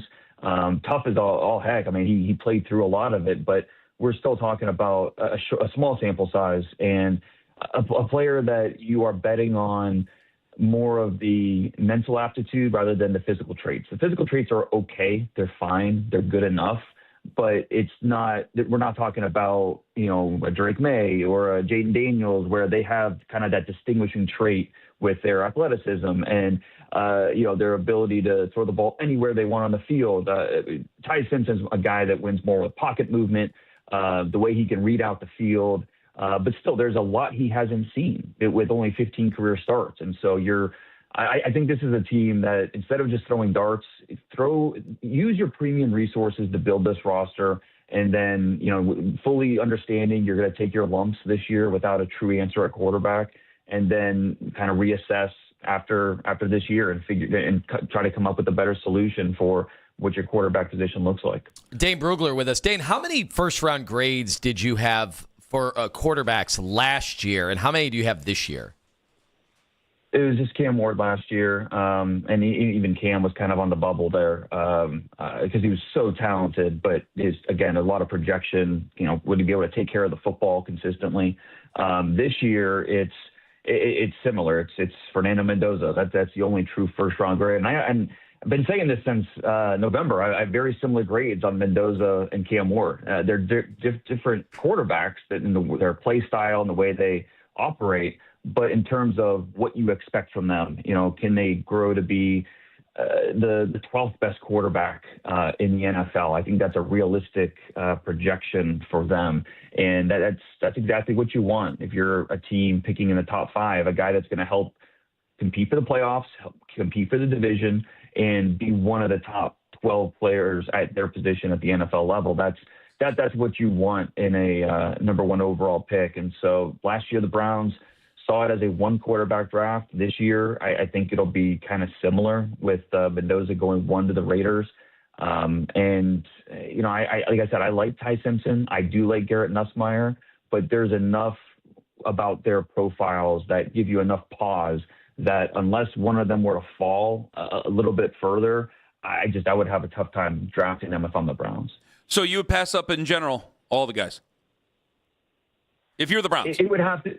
If I'm the Browns, this roster just needs so much help. I mean, we went how long without a top 50 pick, and so that's showing up right now with you need a brand new offensive line. You know, you don't have enough talent at the wide receiver position. I mean, I know I don't have to tell you guys as a Browns fans this, like, it's just so void of talent in some key areas that, yeah, I want to chase the quarterback because I don't think the long-term answer is currently on this roster.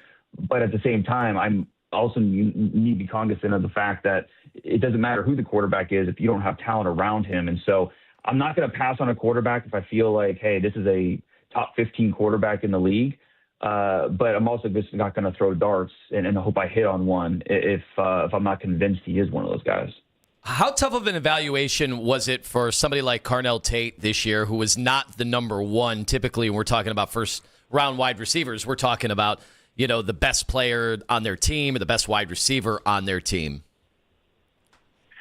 Yeah, and I honestly, I'm more encouraged than anything with Tate's profile, just because I mean, I think going into watching Ohio State last year in 2024, you know, like obviously Jeremiah Smith was the sensation as a freshman, and Emeka Egbuka was awesome.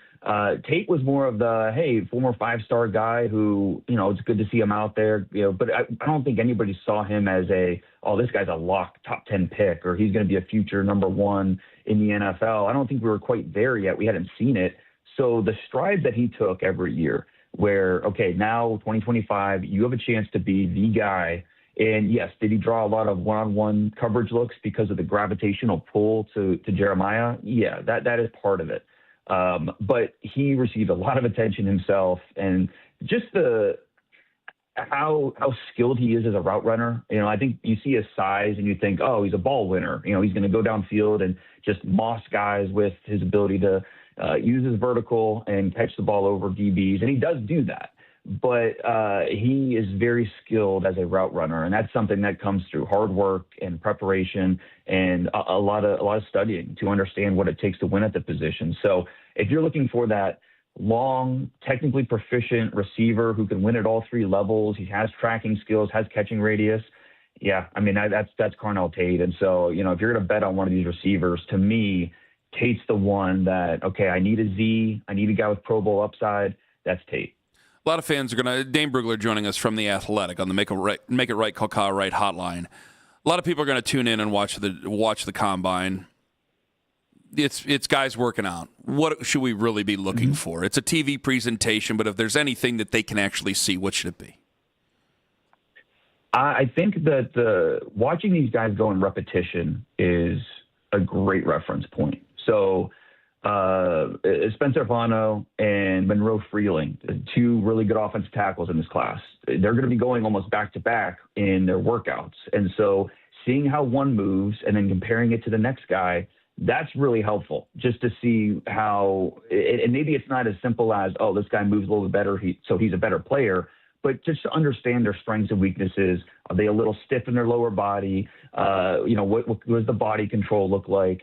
And it's different in every position. Obviously, if for corners, you want to see the back pedal. You want to see how quickly they can transition, burst out, and make a play on the ball. Receivers, can they track the ball over their shoulder and finish those catches? Quarterbacks, obviously, with throws to the sideline and just the pacing and the placement. So I think there's something to pick up with all of these guys, regardless of the position. Me personally, it's the biggest week of the year. Just being in Indianapolis on the ground, talking to all these players, talking to all the scouts, It's a great way to kind of fill in the gaps because most of the evaluations are done.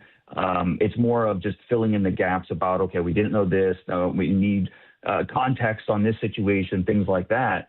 But for those watching on TV and seeing the drills, the 40 is what's going to wow people. That's what gets the headlines. Brennan Thompson, the Mississippi State receiver, I think has got a legit chance to set the new combine record in the 40. He should be in the 4.2s somewhere. But I think overall, when you watch position drills, watching these guys go back to back and just understanding their strengths, that's what I think the value is. Find him on Twitter at DP Brugler. He is one of the finest that you're ever going to find, and a local guy as well. He covers the NFL draft for The Athletic. Dane, thank you very much for the time. Anytime. Thanks, guys. He's on the Make It Right, Call Kyle Wright hotline.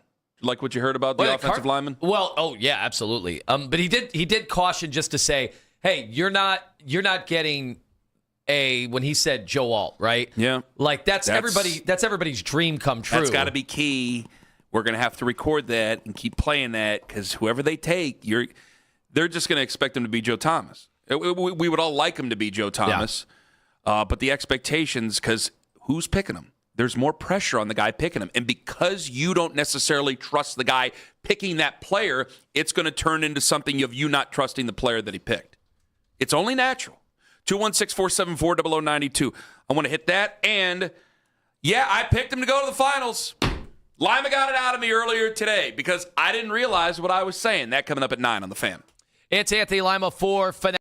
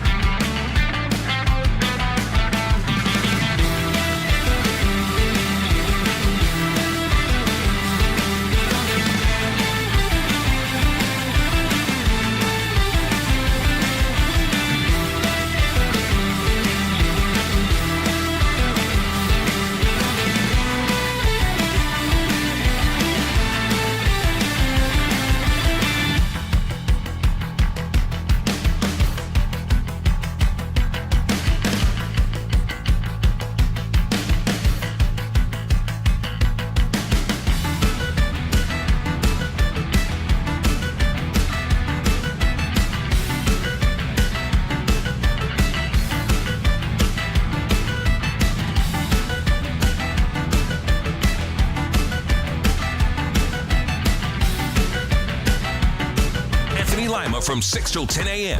Baskin and Phelps 10 a.m. till 2 p.m. And Afternoon Drive with Nick Wilson and Jonathan Peterlin from 2 to 7 p.m. Each and every weekday. It's free. Subscribe to 92.3 The Fan on YouTube.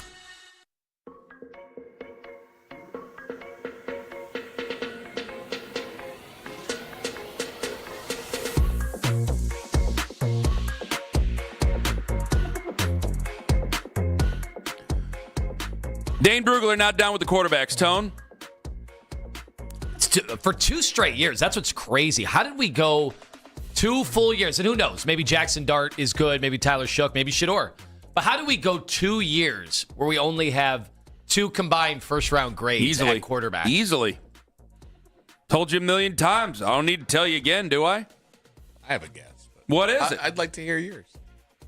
No, I want to run my mind. Well, NIL, man. Yeah. I figured we were in lockstep. Yeah. But wait, you think that if there was no NIL, Arch would be in the NFL right now. Oh, okay. So I see what you're saying. And then he'd get a first round grade, and then everybody would be enamored with him. And that is true. Yes. But don't you think it's pretty bizarre that you could have 2 full seasons with how many college football teams are there? How many starting quarterbacks are there in college football? I don't think it's bizarre anymore. 2 guys? Yeah. Yes. You don't think that's on the low side? Yes. Obviously, it's on the low side, but Lima, you see high school football around here, and you see it's not as affected at high school football here as it is all over the country with all the Bosco preps and the IMGs and the whatnot. Well, IMG has its own set of problems, apparently. I don't even want to get into that. You got these guys. I shouldn't call them guys. First off, you got QB dads, and they're moving their kids all over the country because the dads think they're bigger stars than the kids. And if you have any, just go look at that baby Gronk idiot, which is sad for the kid. The kid's not an idiot. Well, the kid's not. I'm calling the dad an idiot. It's not the kid. The kid's a child. He's not an idiot. The guy the man in charge should be ashamed of himself. But you have other guys like that who are just not as boisterous. And so they send their kids all over the place. They had 4 different coaches in 4 different years. You're as raw skilled as you've ever been. They become professional workout guys instead of actually playing in these football games because of all the extenuating circumstances. You go to 4 different high schools and you end up with 4 different colleges. I got nothing against NIL. I really don't. I know I sound like I'm 97 years old and I just want them all to be indentured servants. And no, that's not it. I'm fine with NIL. But I'm telling you, and you and I have talked about this, Anthony, you got to rein it in a little bit. Yeah, but are you telling me you're going to have to have some sort of regulation? But are you telling me, Kenny? Well, real quick, if that means 1099 or if that means employment or anything like that, independent contractor, then there needs to be something signed. Because I'm telling you, while they're getting their money now in college, which is perfectly fine, I think a lot of especially the quarterbacks, are costing themselves long term. Are you telling me that if there was because you mentioned, both of you mentioned NIL right out of the gate, but let's talk about the transfer portal. Are you telling me if that did not exist, there'd be more first-round grades on quarterbacks? Well, I think there would be guys that stay in a system longer and maybe look a little better. The transfer portal so if you didn't pay them but you just had a transfer portal, right? No, I think a lot of guys would just stay. No, I am saying forget about all that. Go back to the old transfer rules in college football where you would be at your same place.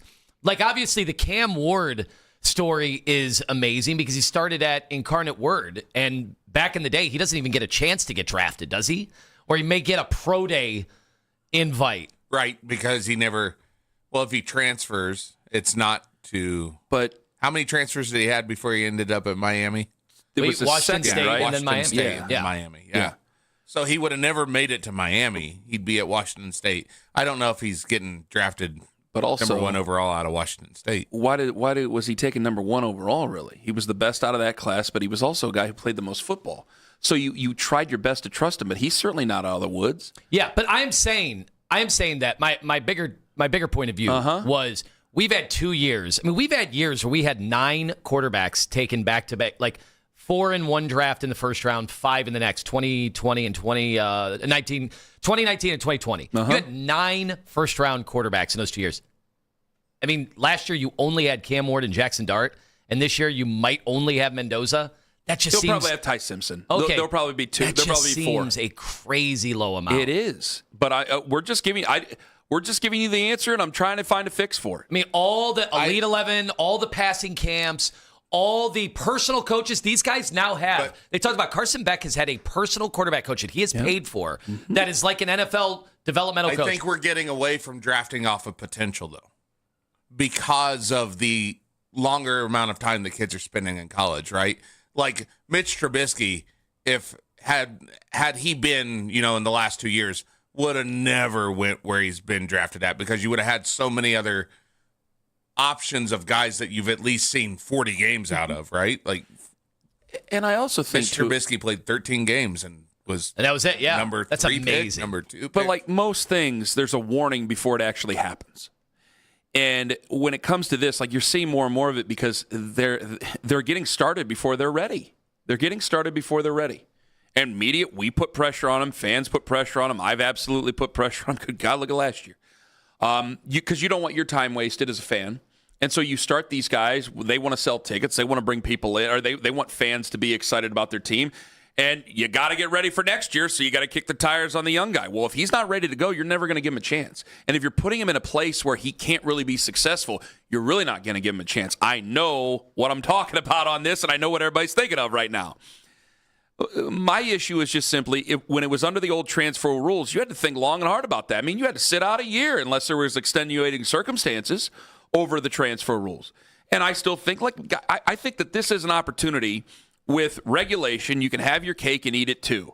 So you have to sign an agreement that you're in a place for so long. That the rest of us do for the most part. You have a contract. I have a contract. We had to sign that we are going to be here at the Fan for so long until that contract is up. Okay? There's certain little outs. They can put their outs in there if they want to as well. But there needs to be something, I think, a little bit more regulated to it because, yeah, it's fun to see Indiana be competitive, and I think Curt Cignetti's a good coach. I don't want to use them as an example, but for 100 years, there was a reason a lot of great quarterbacks went to a lot of great QB schools, and there was a reason why a lot of great players went to a lot of great schools, because it got them to the next level. Alabama, they put all their NFLers up on the wall. They don't even talk as much about the championships under Nick Saban. That was part of it, but it was all the guys in the NFL. And you're seeing less of that because, hey, I can't blame you for taking $500,000 when with the school that you're at's only offering you $100,000. I'm not going to blame you for that, but there's always going to be a ramification after this, and we're the ones that are affected. Hey, if Joe Blow gets his $600,000, Joe Blow gets to keep his $600,000. Good for him. But me as a Browns fan, I'm over here pining for the next guy to come out. I got less options. Yeah, and obviously, and so we're arguing over Anthony Richardson tooth and nail. And today. Dante Moore, well, you and I aren't, but Dante Moore would have been in this draft.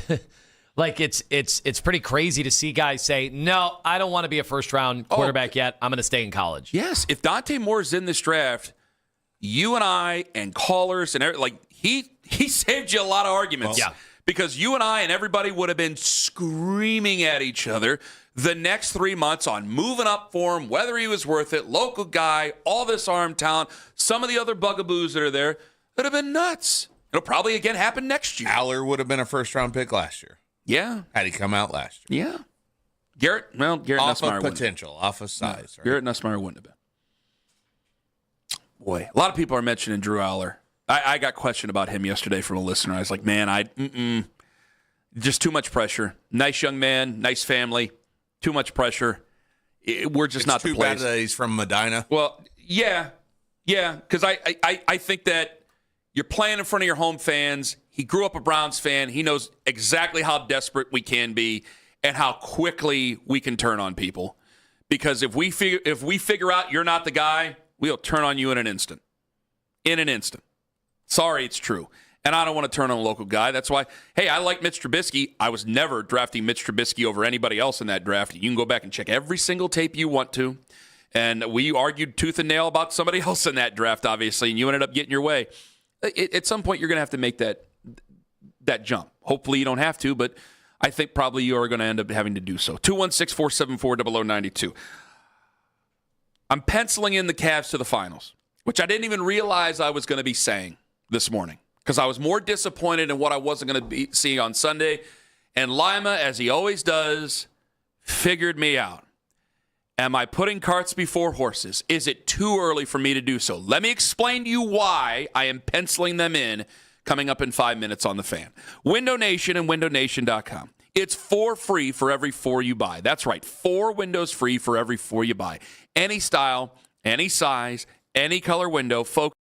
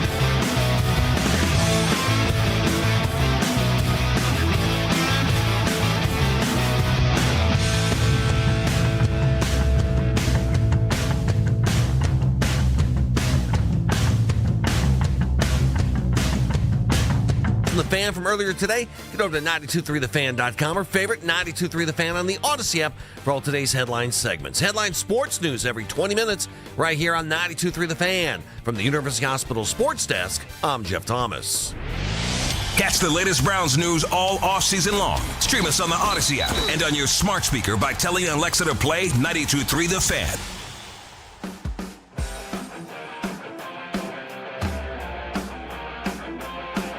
I penciled in the Cavs to the finals. Is that a silly move? Find out after Lima's Connie. And Kenny penciled in a Connie. 92.3 The Fan looking for a winner. Enter the code DEALS, DEALS, at 923thefan.com before 10 a.m. Your chance to win a pair of tickets to the Cleveland Auto Show, February 20th through March 1st, the IX Center. See the hottest new cars, trucks, and SUVs. Parking always free. Buy tickets at clevelandautoshow.com. Start off the show weird. Cavs were up by, how much were they up by? Like 46? 42? 42? Yeah, 42. You lose count. It was a lot. Yeah, it was a hell of a lot. So the Cavs were up by a bunch against the Nets last night. And Lima got to go to the game. Lima had a great time of the game, enjoyed the game. It was a great atmosphere. It seems like the championship atmosphere is back. Everybody's excited. And I didn't want to be a fuddy-duddy about it because this game against the Nets is a formality. Now, you got the Hornets tonight, and I want to ask you, I want to run this by Eric Collins because Eric Collins is a local guy, and he's going to join us at 9:20 this morning. He does the television on FanDuel Sports Southeast with the Charlotte Hornets, and he's from Cleveland Heights, so I ask him. By the way, this Cavs conversation brought to you by the fine folks at Surfside Hard Iced Tea, who ask you to enjoy that at Surfside Hard Iced Tea responsibly. And I didn't want to feel like a fuddy-duddy because, man, we're kicking ass, we're taking names, won 6 damn games in a row, and I want to be like, well, I'm disappointed. Because we're not going to get to see Shea Gilgeous-Alexander coming up on Sunday. Because it's like, man, to be positive about some things. Weather's a little bit better. It's going to suck tomorrow, but the weather's a little bit better. Let's enjoy some life. And damn, if Lima didn't find the crux of everything, when you're going, so you're just penciling them into the finals. And I went, damn, I guess I am. Because I'm disappointed that I won't see Oklahoma City at full strength. And I'm going, yeah, I think that this is a finals team. I pencil, not that they could make it. No, I only have a pen on me. I take out the pencil and I pencil them into the finals. I will say for Sunday, and I know we got a game tonight as well, but I am excited to see that matchup now that Evan Mobley is back, and I imagine he'll be playing in that game going up against Chet. So that is a nice feature matchup because, like I said, Evan kind of he probably feels like he's been disrespected, kind of gone and forgotten during the All-Star weekend while, Chet was there. And, people have said Chet has passed Evan Mobley up. So I am excited to see that matchup. And then Tuesday they take on the Knicks. And the Cavs have had to hear a lot about how much more tough and physical the Knicks are than them. With all that said, last night was a total pep rally, and I think you're going to have a bunch of these down the stretch. They're going up against a ton of teams that are not trying to win. But even that, you could just see it in the first 3 minutes of yesterday's game, just how much ammo the Cavs have. Seeing Wade back in the starting lineup. Now you got Tyson coming off the bench, not to mention, Schroeder and Ellis. Those guys are so much fun to watch. And we had wondered, do the Cavs, like a year ago, do they have the dogs in them? In a playoff series, do they got guys that are willing to mix it up? And it seems like overnight, now you do. Now you have a bunch of those guys. And I don't even mention Tomlin, who's going to come in and mix it up with anybody. That dude's not afraid of anybody.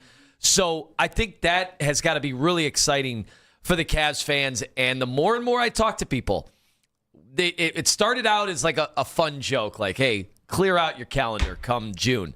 Now, I don't know if it's so much of a joke. No, I'm not making it a joke. I'm being very serious about it. I have a vacation coming up in early May, and thank goodness it's in early May because it'll be I will be back in town in June. Which, by the way, I have full Wi-Fi on this trip I'm going on in May. Oh, really? So I have to make sure so I can watch the games on the phone and everything. I got the full Wi-Fi. I know. Congratulations on all your success. Thank you very much. I've worked very hard for it. Actually, my wife did. I got several people giving me these warnings. I go, warnings for what? I'm sorry. Did they or did they not trade for James Harden? They traded for James Harden. Well, James Harden falls apart in the playoffs. Yeah, I know.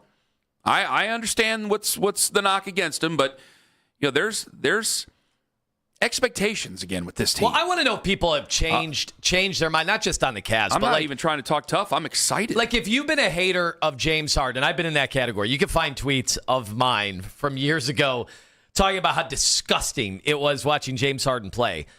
This version of James Harden, how could anybody not be in love with the way he's playing basketball and not marvel at his passing ability and his basketball genius that's at work? I know it's only been 4 games. Basketball genius. But are you not seeing it, guys? Listen to you. He threw a pocket pass to Wade in the corner. He had another one to Tyson in the corner. Forget about the alley-oop that was amazing. That'll make all the highlights yesterday to Donovan Mitchell. Coming in hot, 9:45. Seeing guard to guard like that for an alley-oop, that is a rarity. Even in today's NBA, that was awesome to see. But just seeing how precise. We don't talk about, like with quarterbacks, we talk about, hey, where is your accuracy? Yep. Are you hitting guys in it? We don't really talk about that in basketball. Guys don't have to move. They can spot up, and Harden can just hit them. He's such a strong, incredible passer. And it is hard for me to envision right now that Harden that everybody hates so much in the playoffs. Like, I can't see. I'm sure there'll be bad games. Everybody has bad games here and there. But it's hard for me to fathom James Harden just stinking up the joint in a I know this is crazy. It's very, the era of recency. But this has been awesome to watch right now. I can't get enough of it. Well, I'm so glad they're playing again tonight. Why are you hitting the brake a little bit? Why are you tapping it? Well, no, it's just right now they would be my pick to go to the NBA Finals like you. I don't want to hear about right now. I want to talk about the damn future. I'm penciling them in. But I know how hard it's going to be. Because it's going to be hard. I didn't think they're going to go 12-0. There were some LeBron teams where it was easy. It's not going to be easy. Despite how we talk about how wide open the East is, they're going to be in some wars. If they play the Knicks, that will be a war. If they play Detroit, that they're will be a war. They're going to end up against one of those teams, so get ready for a war. And Boston is hard to really talk about because I haven't seen them. Nobody's seen them this year's iteration with Tatum. Gone is Holiday. Gone is Porzingis. And they haven't had, Tatum all year. Gone is Al Horford. Yeah. Up to all his veteran tricks, even though Evan Mobley has sometimes had his way with him. That's all done. So it's weird. I don't know what version of the Celtics this is going to be, but once the Cavs get by that first round, and they should have a nice, easy opponent in the first round, hopefully, if they continue moving up. They're tied with the Knicks now for the 3 seed, I think.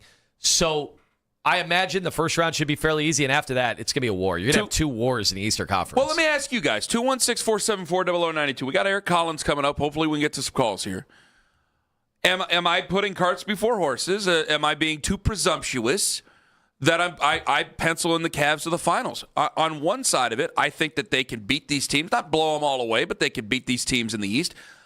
And I think that this was supposed to be a team that was supposed to be a finals team before they even made the trade. That's why we were so down on them. And the second thing is that, again, I'm not trying to be tough talking Ken, but do we not have a standard? After you traded away a number 4 overall pick who, to a lot of people before they made a trade, did not want to make that trade because they said we were giving up our future for the right now. So if you still stand by that and you can say, hey, James Harden's a better basketball player than Darius Garland, if you've given up your future for the right now, should I not expect something out of the right now? Common sense says yes. So on one hand, I look at the rest of the East and I say the Cavs are better than the rest of the East. I pick them to make the NBA Finals out of the East. On the second hand, I go, they should make the NBA Finals out of the East because these are one of the few cards that you can play to still keep yourself. And just ask yourself the feeling that you get as a Cavs fan right now compared to where you were 2 weeks ago. 2 weeks ago, this was all a formality. It was all lead up to something that was not going to end well, and we were all going to be upset about. I had no hope. And you had no hope. Exactly.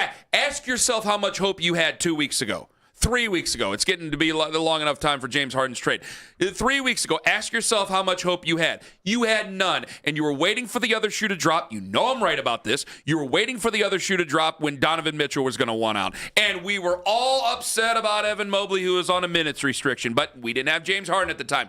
You've seen this team be professional. You've seen this team have fun. You see this team now with expectations. You see this team playing together. You are back in a good place with the Cleveland Cavaliers, and rightfully so. It is only natural, and I think only right and justified to make sure that they are a team that I pencil into the finals, A, because I have hope again, and you guys all too, and B, because I should expect it for all the reasons I laid out.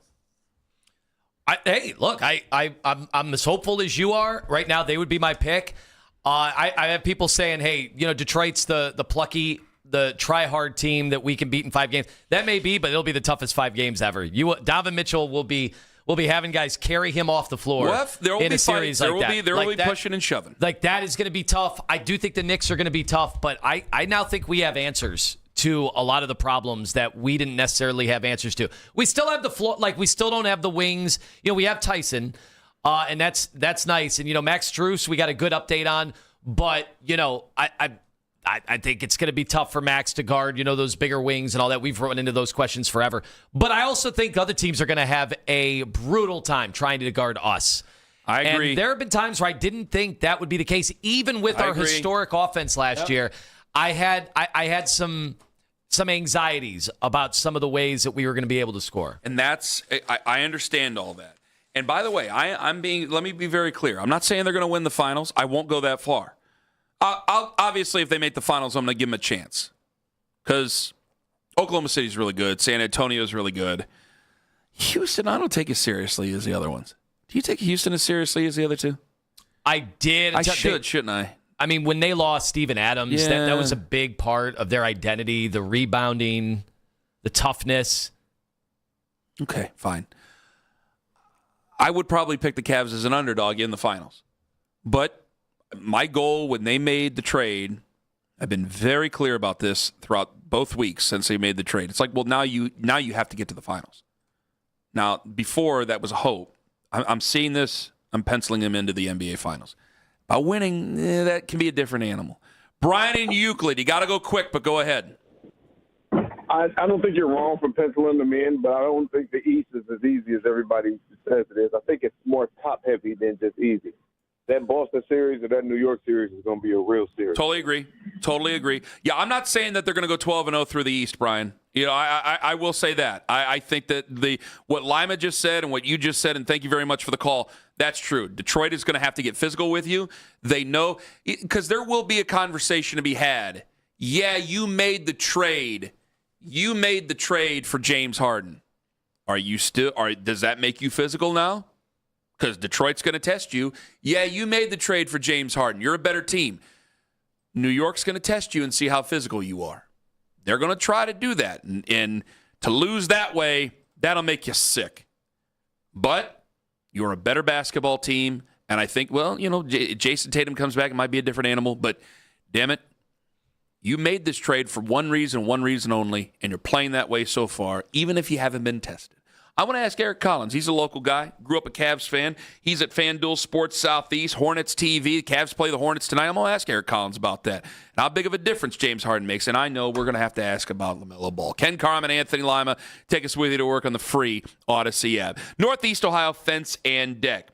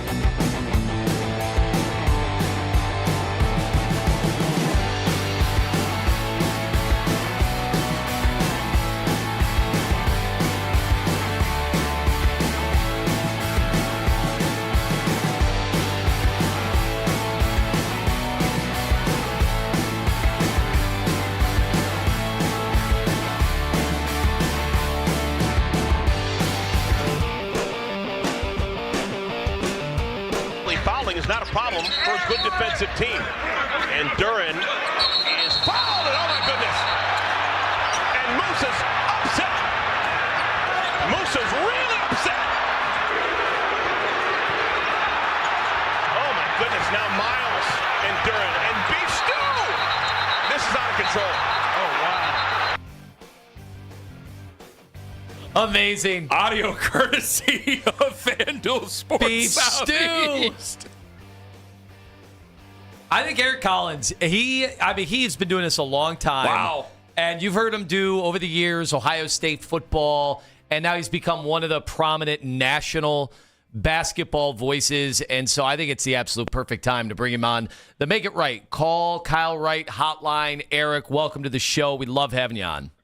Hey, my pleasure. Thank you so much. And just listening to that call, it doesn't make any sense. I'm a total TV guy. Sometimes what I say doesn't make sense on radio, it sounds like. No, I thought it made sense. You're painting the picture with the television that already has the picture. What were you supposed to say? Because we play like the Tom Hamilton one with Jose Ramirez and Tim Anderson. He's on the radio. He had to call it, and he's talking about lefts and rights, and down goes Anderson. Well, it's right there in front of you. I mean, if you wanted to do the Jim Lampley bang thing, you could have done that if you wanted to. But I thought it was great, Eric. That actually came to my mind what Hammy did with Jose Ramirez, basically ending the career of Tim Anderson. That was totally in the forefront of my mind when that fight was breaking out.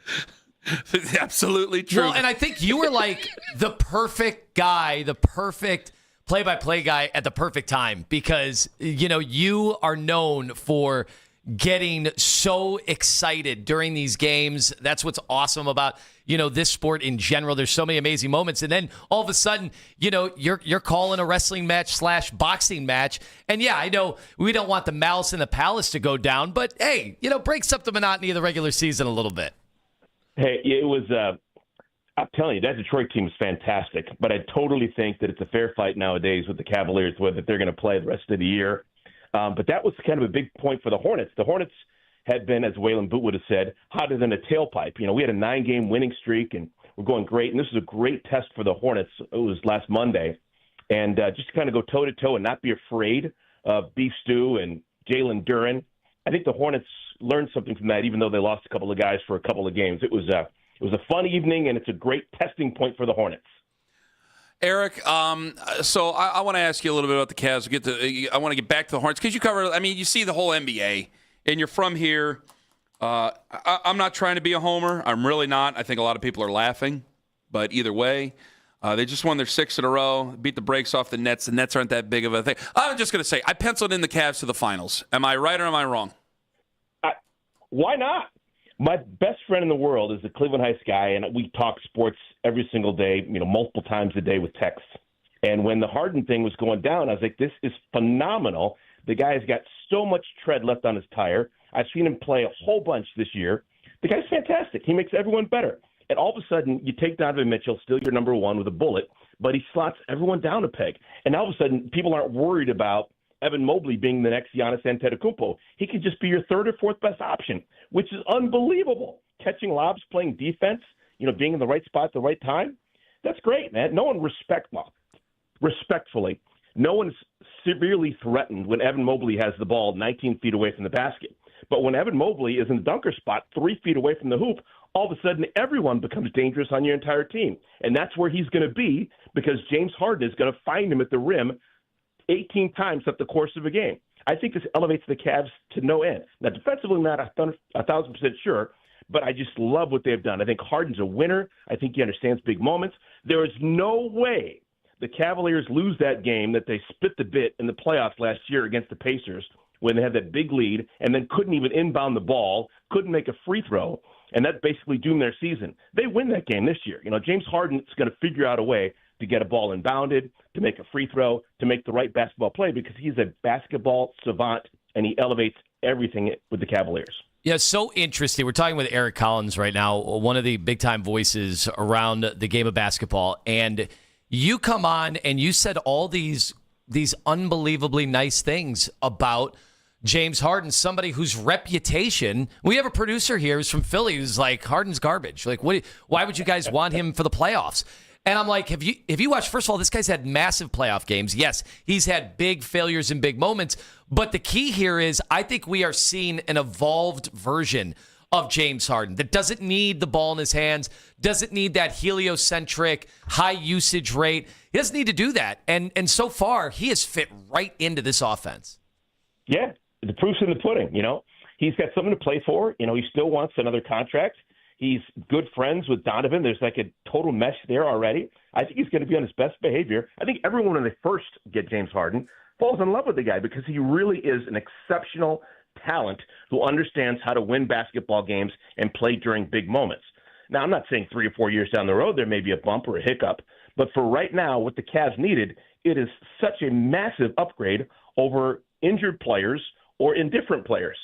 And I just think that saves this season, and this season has a chance to still be special if you're a Cavaliers fan. Do you think Evan Mobley, this is something we got into about yesterday, Eric, do you think Evan Mobley maybe takes it as a slight that his name just didn't really get brought up at all during All-Star Weekend when he's the reigning Defensive Player of the Year? I don't know. I think Evan's got a healthy, professional respect around the league, and he's a fantastic player. But I just don't think he is ever going to be the player, and it's no shade on him at all. But he's not Giannis. He's not even going to be Chris Bosh. He's not Kevin Garnett. He's a fantastic, fantastic player.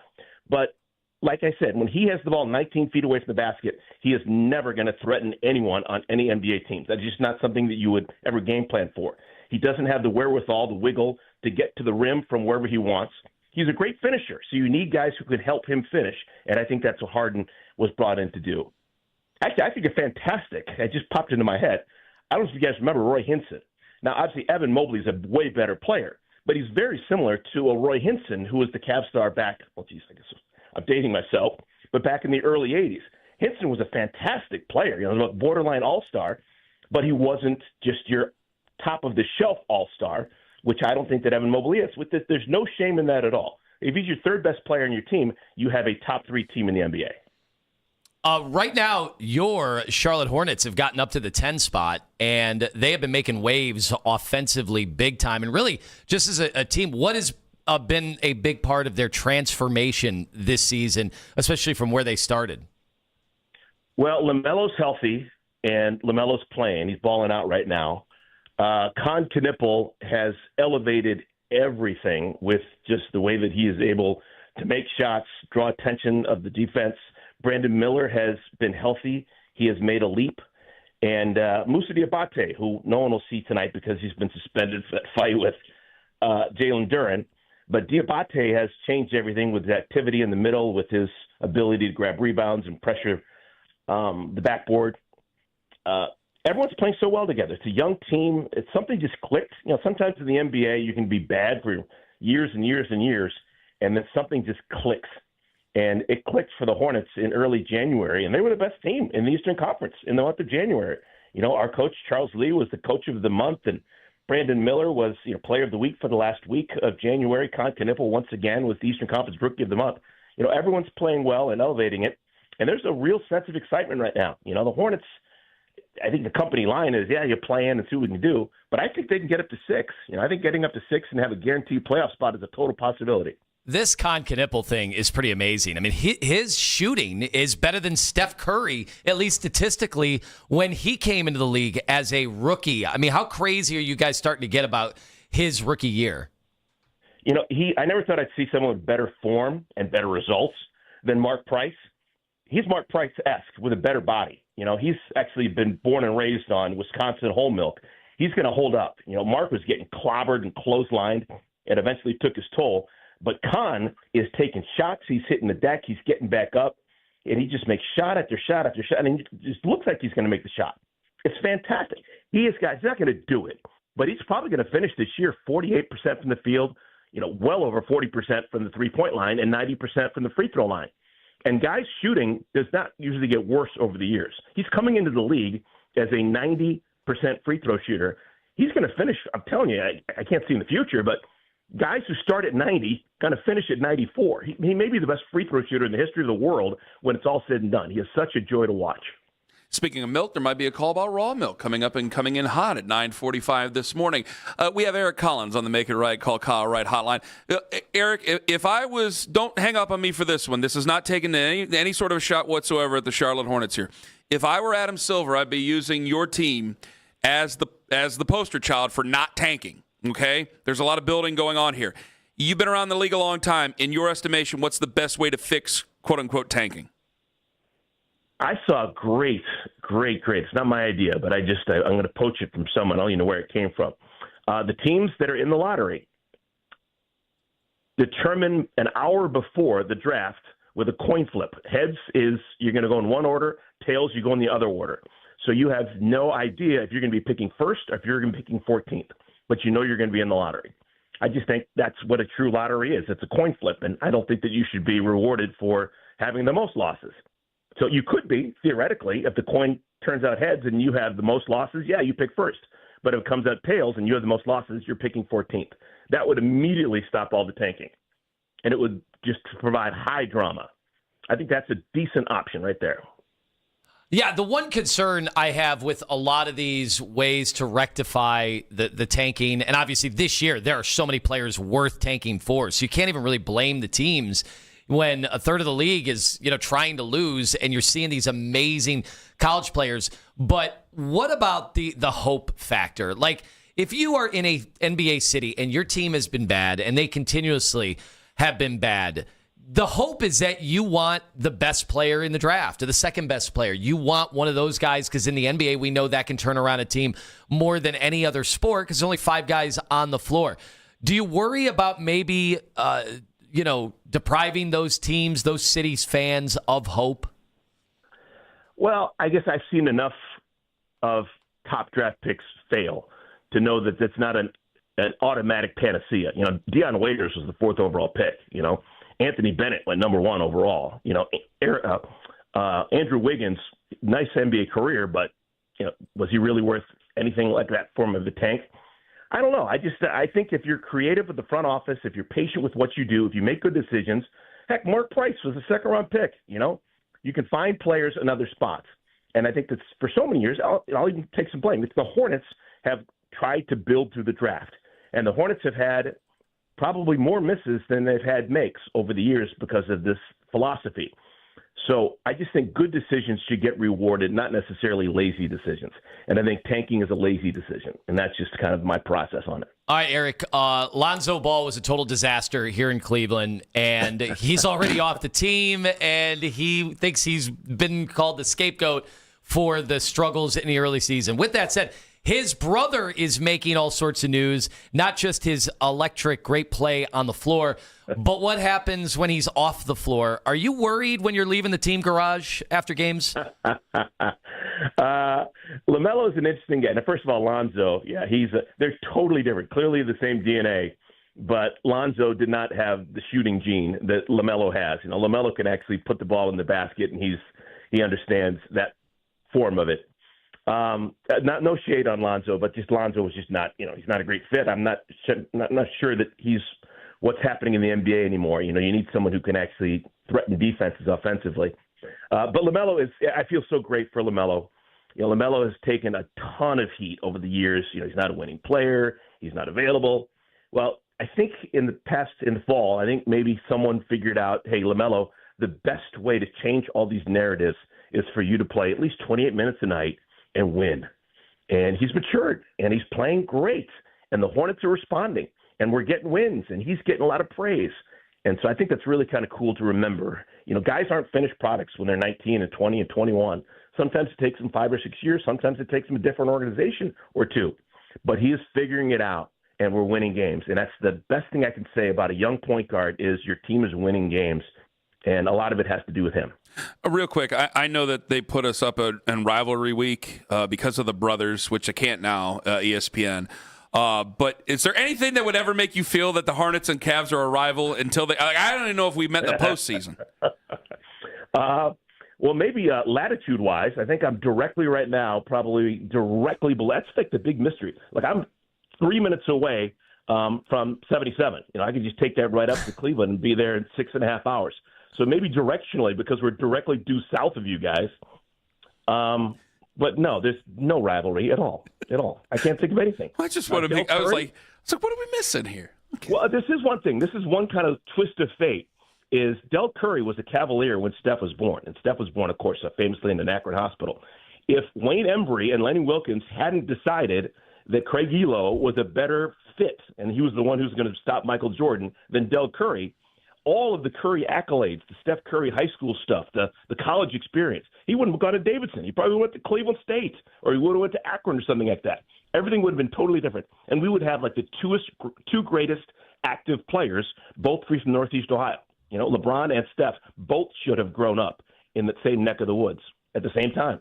On the same day that Ron Harper tweeted at the show this morning. This is unbelievable. He didn't like that we were talking about Miami possibly missing the tournament if they lose one game. Well, he agreed with us. Yeah. He disagreed. He we was want talking, them in. He was talking about the selection They've been committee. one of the stories of college hoops. Yeah, Mr. Harper agreed with us. Eric, thank you so much for the time. All the best to you and yours. I obviously hope the Cavs win tonight, but I hope you guys have a wonderful rest of your season. Hey, thank you so much for having me on, and go Cleveland Heights, all right? Yes, sir. Thank you very much. Eric Collins on the Make It Right Call Kyle Wright hotline. 6 hours from Charlotte to Cleveland. That maybe if he's driving with LaMelo Ball. Coming in hot. Reckless speculation. Ain't nothing reckless about it. I mean, you saw it on the news. Reckless is how he's driving. Yes. 216-474-0092. Coming in hot. Coming up next on The Fan. Please keep your comments within the boundaries of good taste. 216-474-0092. Coming in hot. Coming up next on The Fan. Brad Evans here to help you.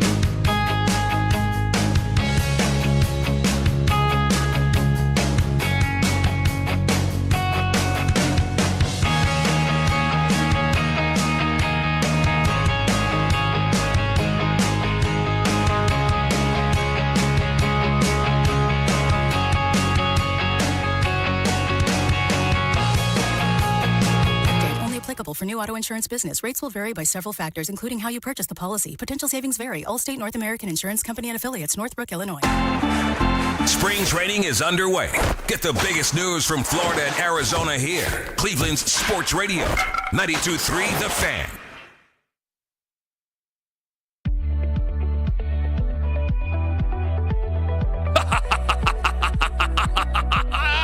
It is time.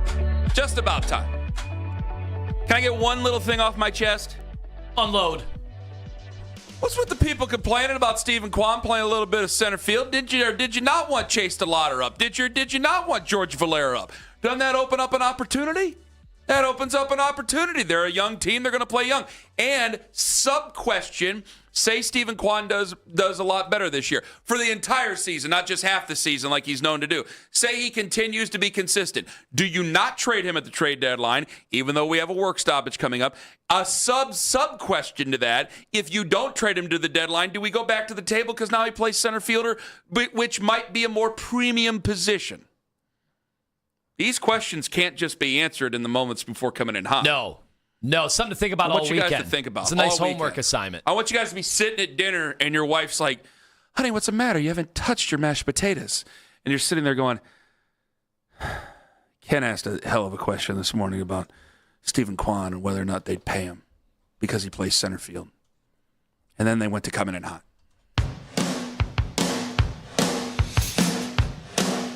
She goes, well, that's why you can't perform in the bedroom All right, anymore? Cleveland, it's time to get whatever you want off your chest. Cleveland, you're coming in hot.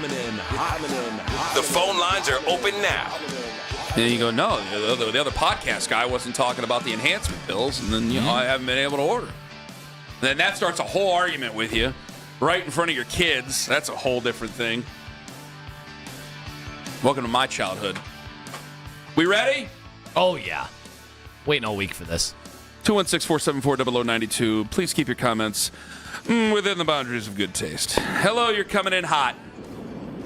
I just want to say I appreciate you guys being on YouTube now because I think we need to stop calling Lima the Slippery Wizard because this week it's been more like Stone Cold Lima with the Reclamation Project. Can I give you a Kyler Murray? What? Can I give you Anthony Richardson? What? Meanwhile, Ken looks like Vince McMahon over there here in the glass break trying not to get worked into a shoot. Let's go! Could have took that in a much different direction after you said Vince McMahon. I'm thanking God you didn't. I don't make the rules around here. Hello, you're coming in hot. Lima, question for you really quick. Go ahead. What do you call a cow with two legs? Afraid to ask. Answer. Ken Carman, which makes sense because Ken Carman is so fat when he got down on one knee to propose to Liz, he couldn't get back up. Ken Carman is so fat, he needs to use a fire hydrant outside his house as a bidet. He runs over it. I didn't run it over. Okay, two corrections to all this. One, I didn't get on a knee because I told you Liz and I got in a huge, big fight before I proposed to her. The second thing is that I didn't knock the fire hydrant over. That was made out of the 10-inch iron. Wow. Yeah. Doing real well there in Streetsboro. Hey, man. We got 10-inch iron ore. Mayor Glenn, I made sure our taxes went to the right thing. Mayor Glenn is a man of his word. I put tax dollars to the test. And he did well. Hello, you're coming in hot. I finally saw one battle after another, and I have three quick thoughts. One, Ken, now I get why you're such a traditional Christmas kind of guy. Two, Anthony, viva la revolution. And three, I'm sorry, Tone, but Ken's right. Leo did an awesome job. He's a wonderful actor, really wonderful actor. This is one of the most perfect coming in hot. I mean, the first part wasn't true, but everything else was I'm watching F1 right now. I don't know how I feel about Brad Pitt. I got to tell you, I adore Brad. What, you don't know how you feel about Brad Pitt in it? In the F1 Okay, because I adore Brad Pitt. I like F1. I like Formula One racing. I wasn't a big fan of the movie. It existed. It was fine. I'm sorry, guys. I know. It's not a personal shot at you guys. It's just it didn't hit it for me. Hello, you're coming in hot. In the spirit of the Winter Olympics, how is it that America, with our country, how are we not dominant in biathlon? And also, in the spirit of women's figure skating, Lima is going to get his full mouth pierced, so we no longer have to hear about his daddy issues. Did you see that girl in the teeth? No. Yeah. She take home the gold? What was that? And she's an American that actually participated for America. What was that? The figure skating. I didn't see it. And she's got the bedazzled teeth. Oh. I'd have to take a look. Hello, I don't know why I'm talking like this. Hello, you're coming in hot. Hey there, Cleveland. Are you tired of season after season dealing with a bad draft? Did you just mistakenly move on from your swanky lakefront property lease for a construction site next to an adult superstore on Brook Park Road? Hidden money is now tight. Don't hesitate. Call Super Bowl Windows. At Super Bowl Windows, we can take care of that bad draft and clear up those capped-out financial restrictions. We can front-load that contract. We can back-load that contract. Super Bowl Windows even specializes in deferred payments. 2027, 2028. At Super Bowl Windows, we can defer payments until you're dead. Call now and receive a second Super Bowl window free with every purchase by using promo code Super Bowl Super Browns. That's a great call. Is that Triple Pain, Pain? No, don't. No encourage draft? that. Don't encourage that garbage. We can do this all day. Hello, you're coming in hot. Please no. Hello. Well, I tried to let him know, but Garland had a bad big toe. Traded him to the West Coast, but guess who's coming home? James Harden and his beard. Now the team is in high gear. Now him and Donovan about to go to Larry Flint's. We got a team who's gonna run right through the East again. We got a team. Sam and Dean, white guys on the wing. We got a team. Jared Allen, the lights aren't too bright. We got a team. Evan Mobley and that German guy. Return of the Cavs. Return of the Cavs. Let them know. Return of the Cavs. Make them hard. Return of the Cavs. Do. Return of the Cavs. Coco Jones. Return of the Cavs. Where's LeBron? Return of the Cavs. Larry Flint. Return of the Cavs. That's all I got. Favorite part of that movie is when he has he has the secretary tell everybody that the pervert is back. It's my favorite part of that whole movie. I remember when you wanted to use that as a soundbite. Yeah, I know. The pervert is back. The pervert is back. Hello, you're coming in hot. It's game day in Cleveland. Todd Monken is coaching right. Miles Garrett's the sack king. Denzel locking tight. Pressure from Schlesinger. QB throws a pick 6 to number 9. The Browns win and the fans sing. Grandel Pitt is a wonderful player. A really wonderful player tonight. A really wonderful player tonight. I think he's a wonderful player. Really wonderful player. That is good. We can take two more. Hello, you're coming in hot. Hey, don't mind me, friends. I'm just on my way to West by God, Virginia, for the largest card show in West Virginia at Grand Central Mall in Vienna, West Virginia, where Saturday, none other than tri-state legend Kevin Pittsnoggle will be signing autographs. You know what happens when you spoonerize Kevin Pittsnoggle, Ken? You get Kevin Pittsnoggle. Keith ain't here. He ain't going to get me in a meeting. That's fine by me, brother. Hello, you're coming in hot. Oh, yeah, it's Ken Carman here in my Lederhosen in Glockenspiel. Lizzie, I can't eat any more mashed potatoes. I want steak and spaghetti. Where's my Dale Earnhardt jersey? Oh, Dale. That it? Yeah. You know, I've never been able to eat the steak and spaghetti while married to her. It's never happened. I haven't had steak and spaghetti in well over 15 years. I haven't been married 15 years, but I've been with her 16. You got those 3-day leftovers, the Chinese. Oh, yeah. Oh, yeah. Got some General So's he picked up on Tuesday that's getting ready to be good. It's good stuff. All right, for once, even Good eating. YouTube Live liked the segment. Wow. No. Yes. Come on. You're getting the YouTube Live got soft on us then. Yeah, what happened? Get hard. Stop being soft. Someone said the whole show. The whole show should be that segment. Someone said if a host in Cleveland lost a bunch of weight, he'd look like a jellyfish. Find out who when you go to our YouTube Live page, 92.3 The Fan, and subscribe for free. Thanks to Dane Brugler, who joined us and said Caleb Downs absolutely a consideration at 6. Thanks to Eric Collins, who skillfully avoided the LaMelo Ball question that LaMelo Ball couldn't skillfully avoid anybody in traffic. And a lot of you still wondering who was the smelliest person to ever turn on the mic here at this station. We'll say something else. Nobody's guessed it yet. Stinky. No, it ain't going to be able to. It isn't Nick. It isn't anybody you think, guys. No. Is it us? It ain't us. No. Okay. It's just the show that stinks. Have a wonderful Tall Boy Friday. Making sure that you're not booing, but you clap. Vodka, whiskey, beer, tequila, more beer, more vodka, more whiskey, and more beer. Hey, sounds good. Where's your entourage now? Cool, I got on the last